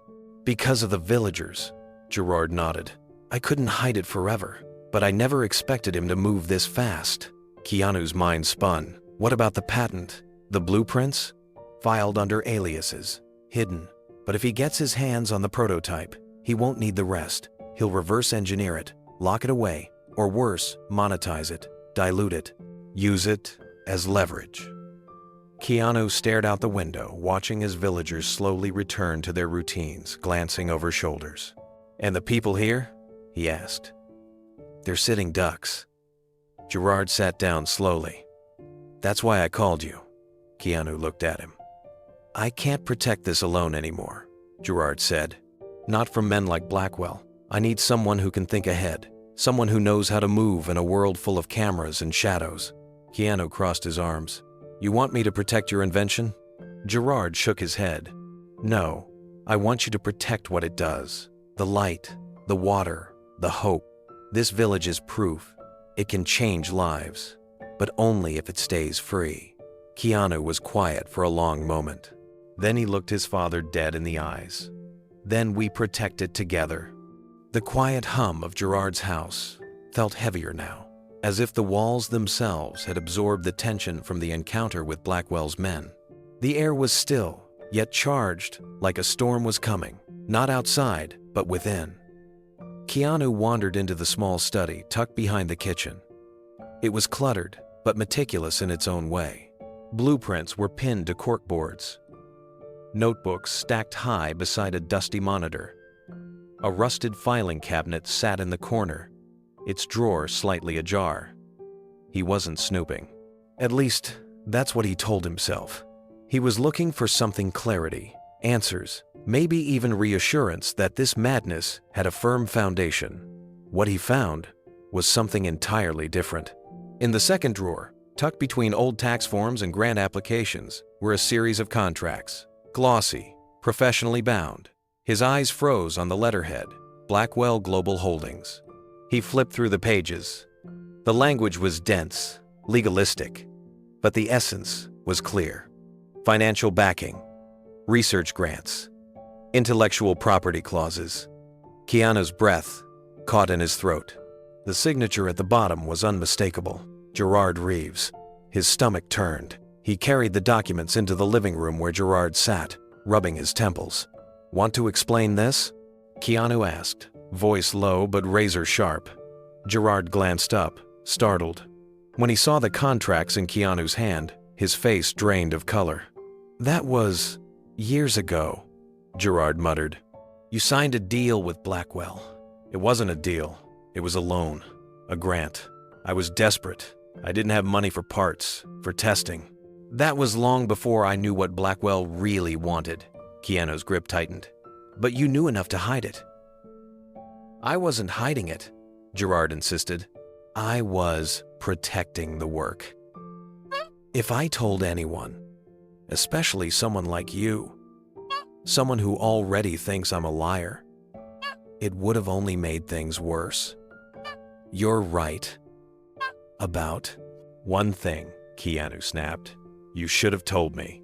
After everything you said about Blackwell, how dangerous he is, how he wants to exploit your invention, you conveniently forgot to mention that you cashed his checks. Gerard stood now, wobbly but defiant. I paid him back, every cent. I made sure of it. Keanu threw the folder onto the couch. It doesn't matter. You opened the door. Now he thinks he owns the whole house. Gerard's eyes flashed with pain. I was trying to fix what I broke. I didn't know how else to keep going. Keanu paced. You talk about protecting hope, about this being bigger than us, and yet you partnered with the very man you said would destroy it. That's not redemption, Gerard. That's betrayal. Is it betrayal, Gerard asked, if I spent the money not on myself, but on something that could help people? Would you have rather I given up? Let the idea die in a notebook because I couldn't afford a capacitor? Keanu didn't answer. Gerard's voice softened. You think I haven't lived with the weight of that decision every day? You think I haven't asked myself whether I gave away my soul for a prototype? I was dying, Keanu. Not just in body, but in relevance, in meaning. And now, when it finally works, when people's lives are changing, you want to throw it all out because of a mistake I made 10 years ago? Keanu stared at him, heart pounding. I don't know what to believe anymore. Gerard didn't flinch. His shoulders slumped, but his eyes stayed locked on Keanu's. Whatever strength he had left, he was using it now. Not to defend himself, but to be seen. I was a bad father, he said quietly. There's no excuse for that. I can't go back and fix what I broke between us. But I didn't come back into your life to trick you. I came back because this is real. The work is real, and I'm running out of time. Keanu's hands dropped to his sides. The weight of the folder still seemed to linger in them. His fingers twitched, clenching briefly into fists before opening again. You should have told me about the money, he said, voice calmer now. You should have told me everything. The secrecy makes it hard to believe anything you say. I know, Gerard whispered. Do you? Keanu stepped closer. Because this feels like every promise you broke when I was a kid. You'd say one thing, do another. Tell me you were coming to my school play, and then I'd be standing alone by the auditorium door. I remember, Gerard said, eyes misting over. You wore a red tie. It was too long for your neck. Keanu blinked. He hadn't expected Gerard to recall such a detail. I wanted to come, but I was in a clinic. I didn't want you to see me like that. Keanu exhaled hard. You think I cared how you looked? I just wanted my dad in the crowd. Gerard sat again, this time slowly, as if the emotion was draining his strength faster than any illness could. He rubbed his chest and looked at the floor. I kept thinking I could make it up to you later, but later never came. And now, this invention is the only thing I've done right. Maybe it won't make you forgive me, but it might make you believe that I tried. Silence stretched between them. Finally, Keanu lowered himself into the armchair across from Gerard. He studied the old man's face, thinner now, with new creases, but still carrying traces of the stubborn, proud father he remembered. There was no performance here, just vulnerability. Keanu leaned forward. Tell me everything. No more secrets. Gerard nodded slowly. The initial funding from Blackwell came with strings I didn't understand at the time. He wanted exclusive rights to the patent, but I never filed it. I stalled, rewrote the schematics, renamed the parts. I buried the trail. Keanu frowned. That's why he's pressuring you now. He knows the tech exists, but he doesn't have the formula. Gerard confirmed with a single nod. He thinks the only copy is in that lab. He doesn't know I've memorized the entire system, start to finish. You didn't back it up? I did. but not digitally. The backups are in a ledger, hidden in a location no one's found. Keanu's mind turned. What happens if he gets his hands on the prototype?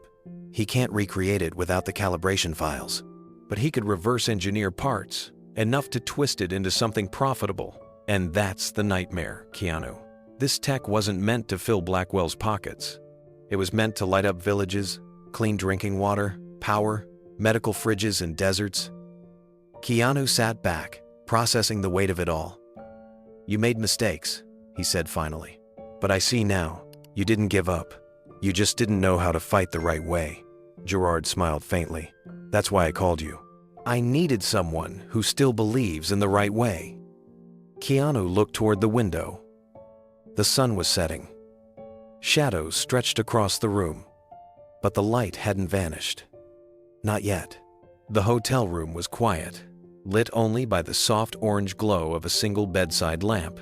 Keanu sat near the window, one leg folded beneath him, a stack of worn envelopes in his lap. The television was off.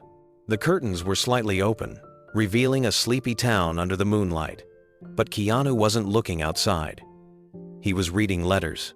They had been tucked into a faded shoebox Gerard gave him just before he left the house earlier that evening. No grand explanation, just a short, hushed sentence from his father. "I meant to send them. Nothing more." Keanu pulled the next letter from the pile. The paper was brittle, yellowing, and smelled faintly of old wood and dust. But the handwriting was unmistakable, slanted, unsteady in some places, strong in others. The letter began with his name, just his name. Not son, not kid, not some formal greeting.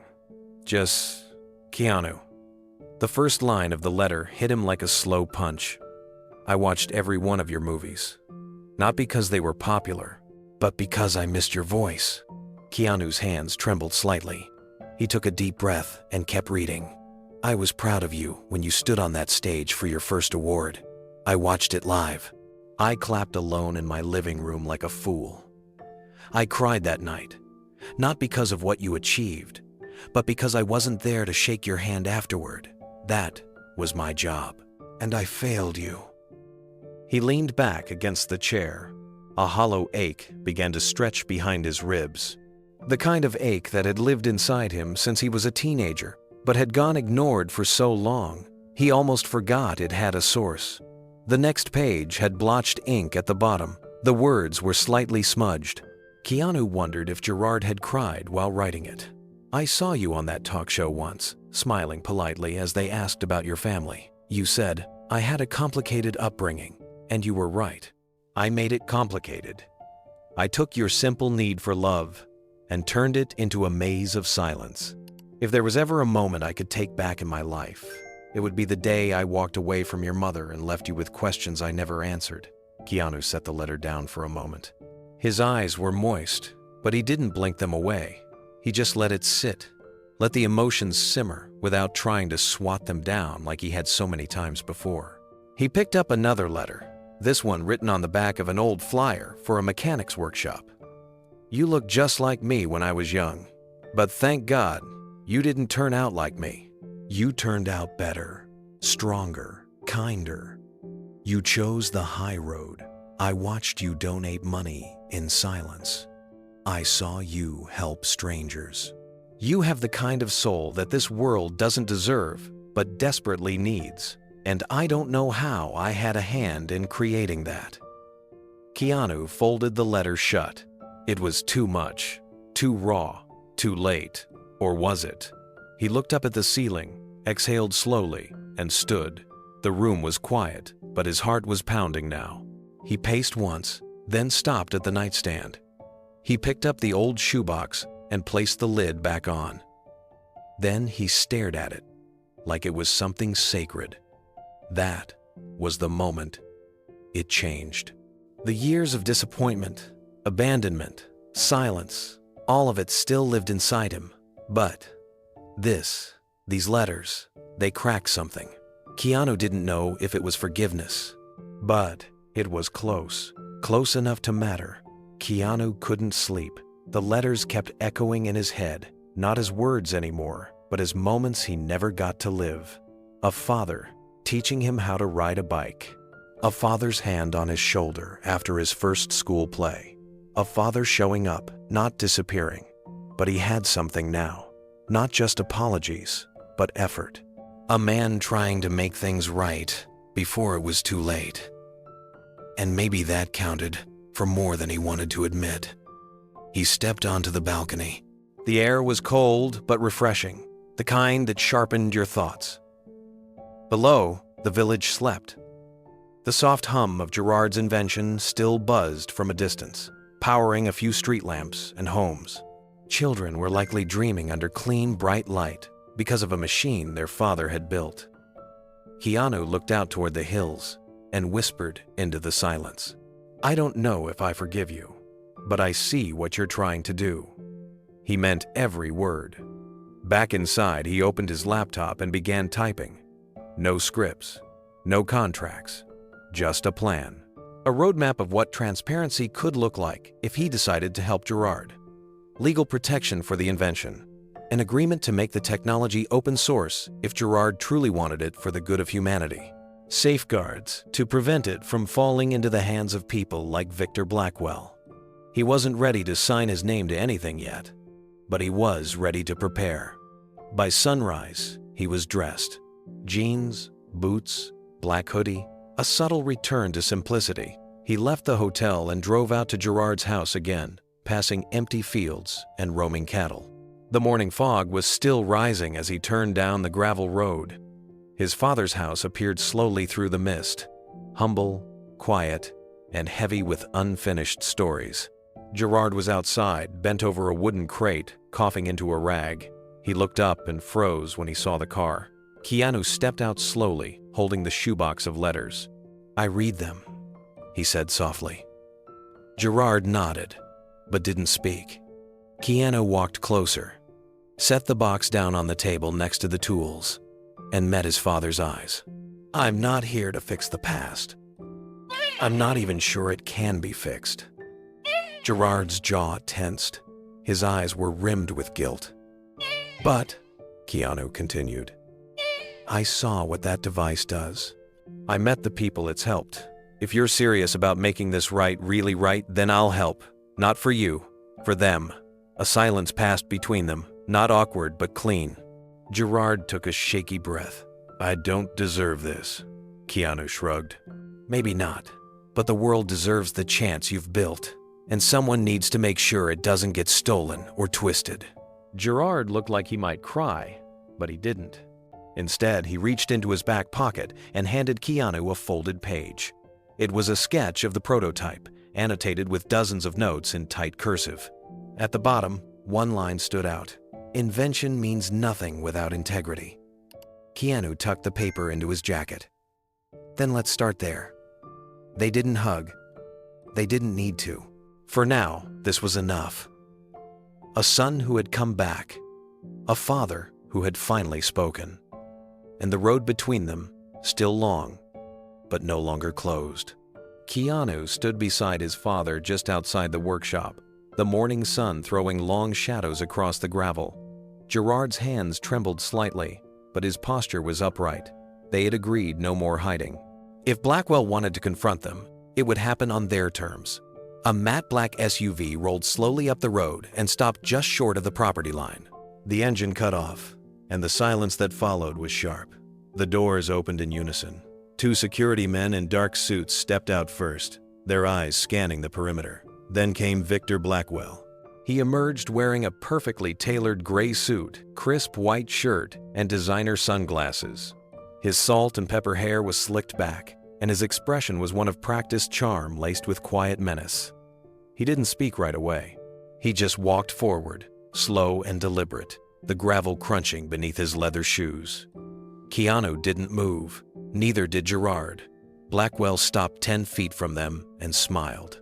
"I've got to say, Gerard, you really surprised me. I expected you to fade into nothing. But here you are, still trying to play the hero." Gerard's jaw clenched. "I didn't invite you here," Blackwell chuckled. "Oh, I invited myself. The moment I saw your name popping up in patent filings and power grids lighting up in places with no infrastructure, I knew. You finally built it. Keanu stepped forward. Whatever you think you're going to take, you won't. Blackwell turned his gaze to Keanu and removed his sunglasses. Ah, the famous son. I've seen your movies. Didn't expect to see you in a garage with your old man, though. Keanu's face remained calm. Let's keep this about the invention. Blackwell's smile didn't waver. Of course. Let me make it simple. I want it. All of it. The designs, the data, the prototype. In exchange, you get something better than a handshake. I'll protect it. Commercialize it. Make sure it gets mass-produced. Without being buried. Isn't that what you both want? To change the world? Gerard's voice was hoarse. Not like that. Not through you. Blackwell's tone cooled. You took my funding once. Or did you forget? I kept you alive back then, paid for your lab, and now that the tech actually works, you think you can lock me out? Keanu stepped between them. He regrets that deal. You twisted it, and you're not getting a second chance. Blackwell's expression darkened. This isn't a movie. Mr. Reeves, you don't get to walk away from this with a dramatic speech and think I'll just disappear. Gerard steadied himself. We've already filed legal protections. The design is time-stamped and locked. If anything happens to us, it goes public. Blackwell raised an eyebrow. And you think that will stop me? I own 3 news networks, half a dozen tech companies, and several men who aren't afraid of a little dirt. Accidents happen, especially in quiet places like this. Keanu's fists tightened. Is that a threat? Blackwell smiled, but the warmth was gone. It's a forecast. He glanced at Gerard. You're dying, aren't you? Gerard didn't flinch. Blackwell continued. Then do the smart thing. Leave a legacy, not a mess. Give me what I came for. Keanu's voice was steady. We said no. The standoff stretched in the stillness. Then, without another word, Blackwell turned and walked back to the SUV. His men followed. As he climbed in, he looked back one last time. You'll regret this, he said, almost casually. Sooner than you think. The car pulled away, the sound of its engine fading into the dust and heat. Gerard let out a breath he hadn't realized he was holding. Keanu remained still, eyes locked on the road where the SUV disappeared. This isn't over, Keanu said quietly. No, Gerard agreed. It's just begun. Back inside the workshop, the air felt heavier. Gerard sat down, slowly on the edge of the workbench, wiping sweat from his forehead. Keanu remained standing, pacing in slow, thoughtful circles, eyes darting to the papers, then to the prototype, then back to the window. The encounter had lit something inside him, a fire of both fear and resolve. He knows everything, Keanu muttered. Too much. The patents, the test sites, your health. Gerard looked up. I told you they were watching. You didn't believe me. I believe you now, Keanu said, then paused. But I'm still trying to figure out how deep this goes. Gerard opened a drawer and pulled out a thick manila folder. He handed it to Keanu. Inside were schematics, encrypted codes, contact names, and a letter Keanu hadn't seen before. At the top it read, In case I don't make it. I started drafting that last year, Gerard said. After the symptoms worsened, I always knew someone like Blackwell would come knocking. Keanu flipped through the pages. These are contingency plans? Gerard nodded. One copy goes to a secure cloud, one to the village council, and one to you. Keanu sat beside him. For a long time, neither of them spoke. Outside, the breeze rustled the trees, but inside, it was just the ticking of the old wall clock and the soft hum of the still active prototype. You realize he won't stop, Keanu said finally. If he can't buy it, he'll find other ways. People like him always do. I know, Gerard replied, but I have something he doesn't. Keanu glanced sideways. What's that? Gerard looked directly at his son. You. It wasn't said with flair or drama, just quiet conviction. And for the first time, Keanu didn't look away. I was never there for you, Gerard said. But if this invention is worth anything, if I am worth anything, I want it to be used the right way. not buried in some vault or turned into a military asset. Keanu leaned back against the wall, folding his arms. Then we fight back. On our terms. But we do it smart. Gerard cracked a faint smile. You sound like your mother. Keanu smiled too. She never backed down either. They spent the next hour finalizing what they called the Red Line Protocol, a strategy to protect the prototype, distribute digital backups across multiple servers, and gather allies among ethical scientists and journalists. As dusk approached, Keanu stood and opened the workshop door. The sky was streaked with orange and purple, and the faint outline of a car sat parked far down the hill. They're still watching, he said. Gerard didn't flinch. Let them, because now the game had changed. The morning came too quietly. The smell of brewing coffee that usually lingered in the air was missing. No sound of Gerard tinkering in the workshop, no creak of floorboards overhead, no coughing from the hallway. Keanu stepped out of his room, instantly alert. The house was still. A mug sat on the kitchen table, half full. A slice of bread in the toaster, unpopped. Something was off. Something was wrong. Gerard? He called. No answer. Keanu checked the backyard, then the garage. The door to the workshop stood ajar, light still on, prototype still humming. But Gerard was gone. His jacket was missing, so were his shoes. But not his cane. That detail sent a chill through Keanu's chest. He stepped outside again and scanned the driveway. Tire marks, fresh, and more than one set. Heavy treads from a black SUV. Keanu's memory flashed to the night before to Blackwell's car. He didn't run, he was taken. Keanu hurried back inside, locking the doors behind him. He didn't call the police. He knew it would be pointless.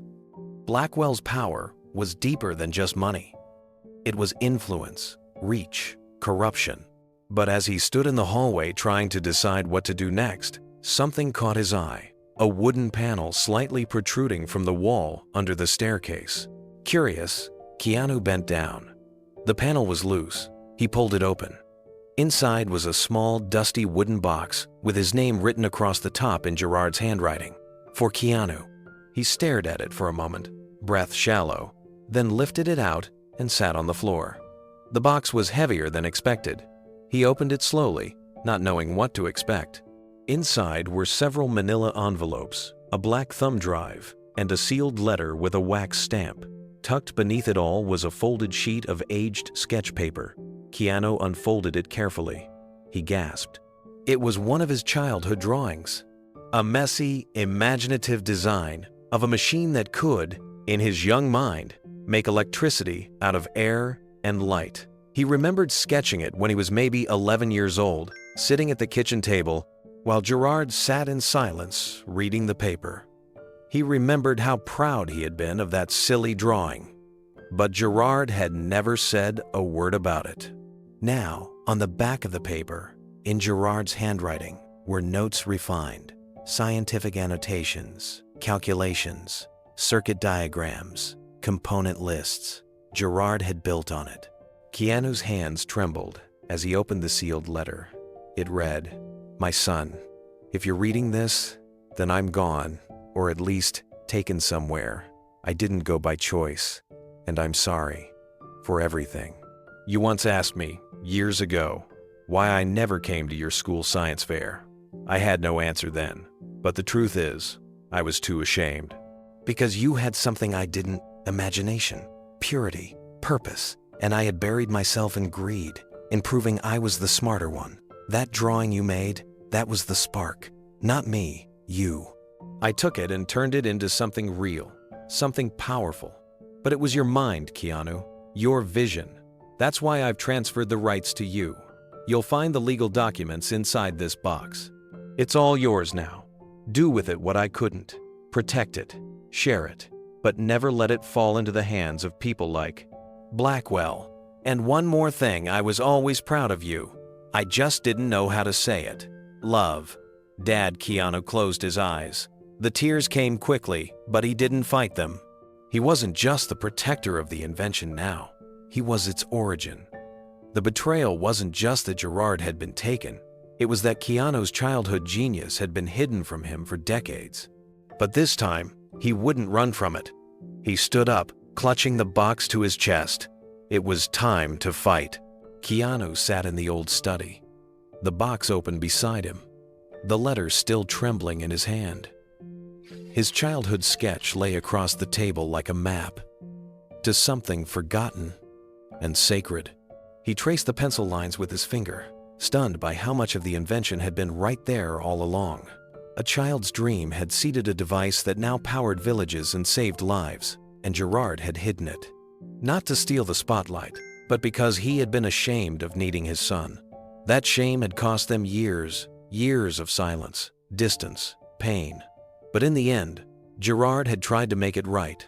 Keanu picked up the thumb drive, plugged it into his laptop, and opened the contents. Pages upon pages of schematics, blueprints, energy flow diagrams, all dated and organized. Each file had Gerard's initials, but a few had KR in the corner, Keanu's initials. Even in private, Gerard had honored the source. The transfer documents were there too, signed, notarized, and legal. The patent was now under Keanu's name, along with the design rights and international protections. Gerard had done it all, just in time.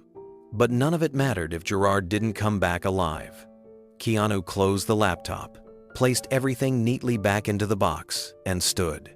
He had no army, no political clout, no private security team, but he had the truth, and now, the proof.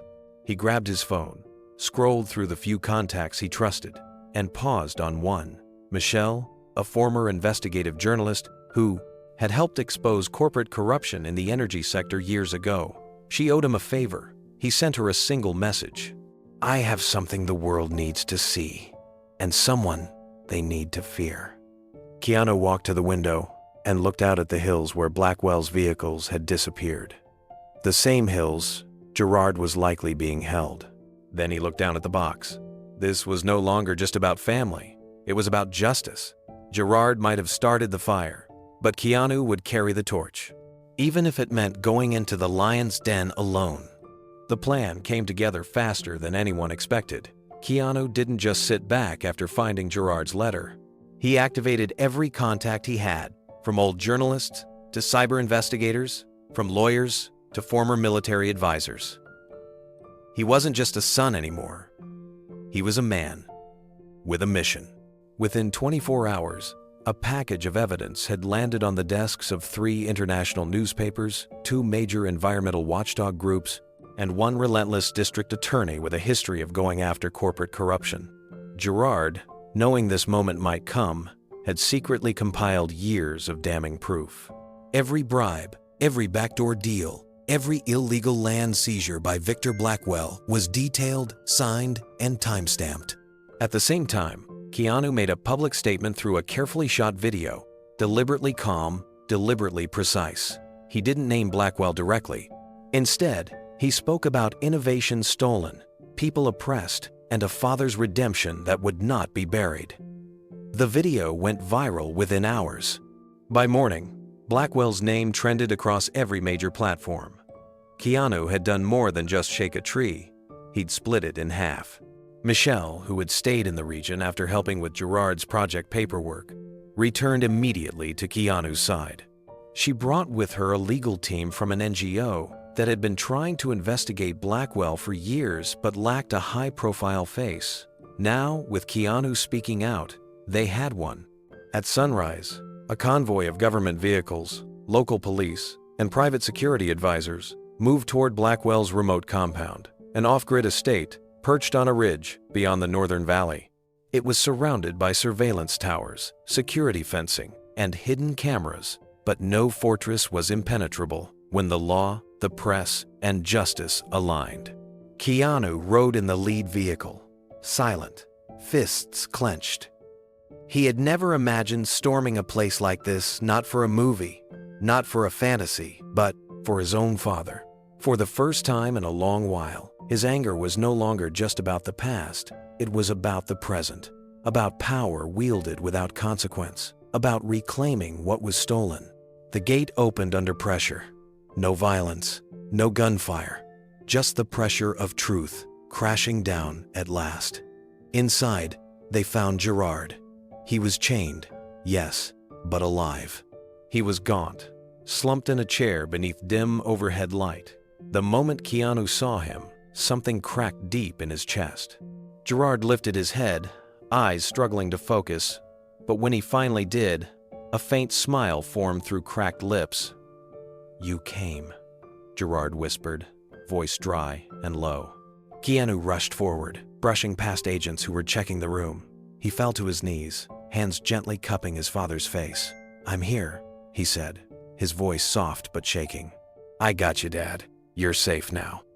Paramedics moved in seconds later, but for those few moments, everything around them faded. The betrayal, the lies, the years of silence, all of it vanished beneath the overwhelming gravity of that reunion. They transported Gerard by helicopter to the nearest private hospital, where doctors stabilized him. He was severely dehydrated, ribs bruised, but there was no permanent damage. Still, it was clear his body had already been weakened by the disease. The ordeal had accelerated his decline. Keanu sat beside his hospital bed that evening, fingers wrapped around the small wooden box that Gerard had left behind, the one containing the rights transfer and the letter. Gerard was asleep, breathing slow, but when he stirred, he turned to Keanu with a strange peace in his eyes. "I always knew you were the one meant to finish it," he said quietly. Keanu nodded, but didn't speak. "You were the dreamer. I was the builder. I just didn't know how to be a father while chasing a vision. I thought I had more time." "You could have just told me," Keanu said, voice cracking. "I didn't think you'd believe me, and I wouldn't have blamed you if you didn't." There was silence between them, but it wasn't empty. It was full of grief, of understanding, of everything that had been left unsaid for decades.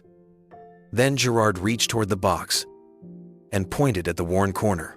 "That sketch you made, the solar coils, the water condensation panels. I kept it. I stared at it every night. It was a child's drawing, but you saw the world differently, even then." Keanu's jaw clenched. "You took it. You used it." "I borrowed your light," Gerard said with a faint smile, "so I could finally see." Keanu leaned back, the weight of that confession folding over him. It wasn't anger that rose in his chest now. It was something more complex: pain and pride, regret and awe. He had resented Gerard for so long, but in the end his own ideas had seeded something real, something bigger than both of them. "You should have told me," he said again. "I know." There was nothing dramatic in that moment. No swelling music, no sudden redemption. Just an old man and a son, holding each other's truth in quiet surrender. Later that night, Gerard slipped into a deeper sleep. Doctors weren't sure how long he had. A week, maybe more. But he had made it back, and his conscience was clear. The next morning, Keanu held a press conference, not in Hollywood, not in front of cameras, but under the bright sky of the same village where it all started. Standing beside the villagers, with the invention humming quietly behind them, Keanu announced the formation of the Reeves Initiative, a nonprofit foundation aimed at distributing the clean energy technology freely to underdeveloped regions around the world.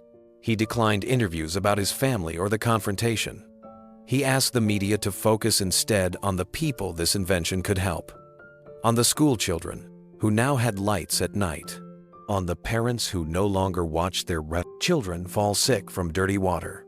Blackwell was arrested 2 days later on charges of illegal confinement, bribery, and fraud.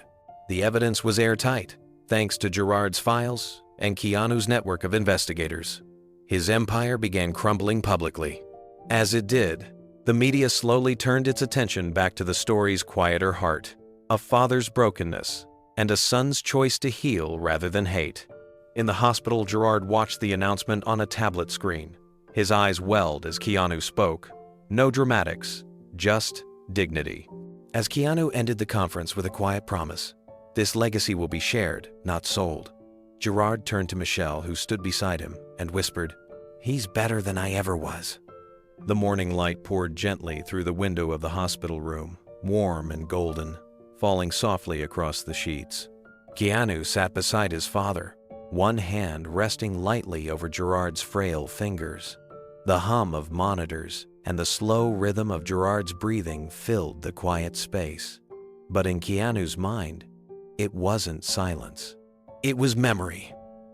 Everything that had happened, the betrayal, the battles, the truths too long buried had led them here, to this still moment, not in the courtroom, not on a red carpet, but in a small hospital room where all that was left was time, forgiveness, and something that looked very much like peace. Keanu studied his father's face. Age had softened it, hollowed the cheeks, drawn lines around the eyes. But there was something in the expression now that had never been there before. A calmness, a quiet dignity. The man who had once left him, who had once chosen ambition over fatherhood, had finally returned not in triumph, but in truth. Keanu took a slow breath, then looked down at the letter still folded in his pocket. Gerard's handwriting, messy in parts, deeply emotional in others. Words never spoken aloud. Words too heavy for conversation, but too necessary to die unsaid. He reached into his coat, unfolded the paper again, and read a few lines silently. I never stopped watching from a distance. Every time I saw your face in a magazine, or caught your voice in a film, I wondered who you'd become if I'd stayed. You didn't need me to be great, Keanu. But I always needed you to feel like I had a soul. Keanu's chest ached. He folded the paper again, slowly, reverently, then looked back at his father. I used to think forgiveness was a weakness, he said quietly, that if I let go of the anger, it would mean what you did didn't matter. But I see now. It means I matter more than the pain. Gerard's eyes fluttered open for a moment. Weak, unfocused, but a faint smile touched his lips. You were always the strong one, he whispered. Tears welled in Keanu's eyes, but he blinked them back. You don't have to say anything else, he said. I know. He reached over and gently placed his other hand on Gerard's chest, feeling the heartbeat beneath his palm. Slower now, faint, but steady. I'm going to take care of it, Keanu continued. The project, the people it helps. I'll make sure the legacy is clean, transparent, honest, not just in your name, but in the name of what it should have always been about, helping people, giving back, doing good. Gerard didn't respond, but Keanu knew he'd heard. He felt it in the way his father's hand gently curled around his. For years, Keanu had feared he would carry this wound forever, that the distance between them would define the rest of his life. But now, sitting here, he realized the truth. Closure didn't come with perfection. It came with honesty, with facing the pain, not avoiding it, with choosing compassion when bitterness would have been easier. The world might remember Gerard as a scientist, or as a flawed man who disappeared. But Keanu would remember him differently now, not for what he failed to be, but for what he became in the end. A father brave enough to tell the truth, a man willing to face his own darkness, not for recognition, but for redemption. As the sun rose higher in the sky, painting soft lines of gold across the walls, Keanu leaned forward, touched his forehead gently to Gerard's, and whispered something he'd never said before. I love you, Dad. Later that evening, Keanu stood outside the hospital under a wide violet sky. The air smelled of earth and eucalyptus, of beginnings and endings. Somewhere in the distance, a church bell rang, slow and steady. The day had changed him, and he knew, without a doubt, that the future would never be the same. He pulled the leather-bound notebook from his coat, the one Gerard had left in the box alongside the research and letter. Inside were crude sketches of turbines, solar panels, and handwritten calculations. But what caught Keanu most were the earliest pages' childlike drawings done in colored pencil. A small windmill, a sketch of a house with a glowing roof, and one page labeled in a boy's uneven handwriting, "Free power for everyone." His own childhood drawings. Keanu's breath caught. He hadn't remembered doing them, but Gerard had. And that changed everything. For years, Keanu had believed his father's brilliance came at the cost of family, that Gerard had built his future on Keanu's absence. But this proved something else. That deep down, even in his obsession, Gerard had carried pieces of Keanu with him. That the invention the world would soon praise wasn't just born from science, it was born from love, from guilt, from a father's silent hope that maybe someday he could make things right. And now Keanu would carry it forward. He made the call that night. Journalists, environmental leaders, and international aid organizations were invited to see the prototype.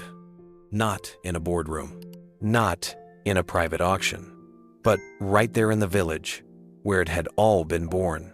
No trademarks, no patents, just open source blueprints, a promise of transparency, a mission to distribute it freely where it was needed most.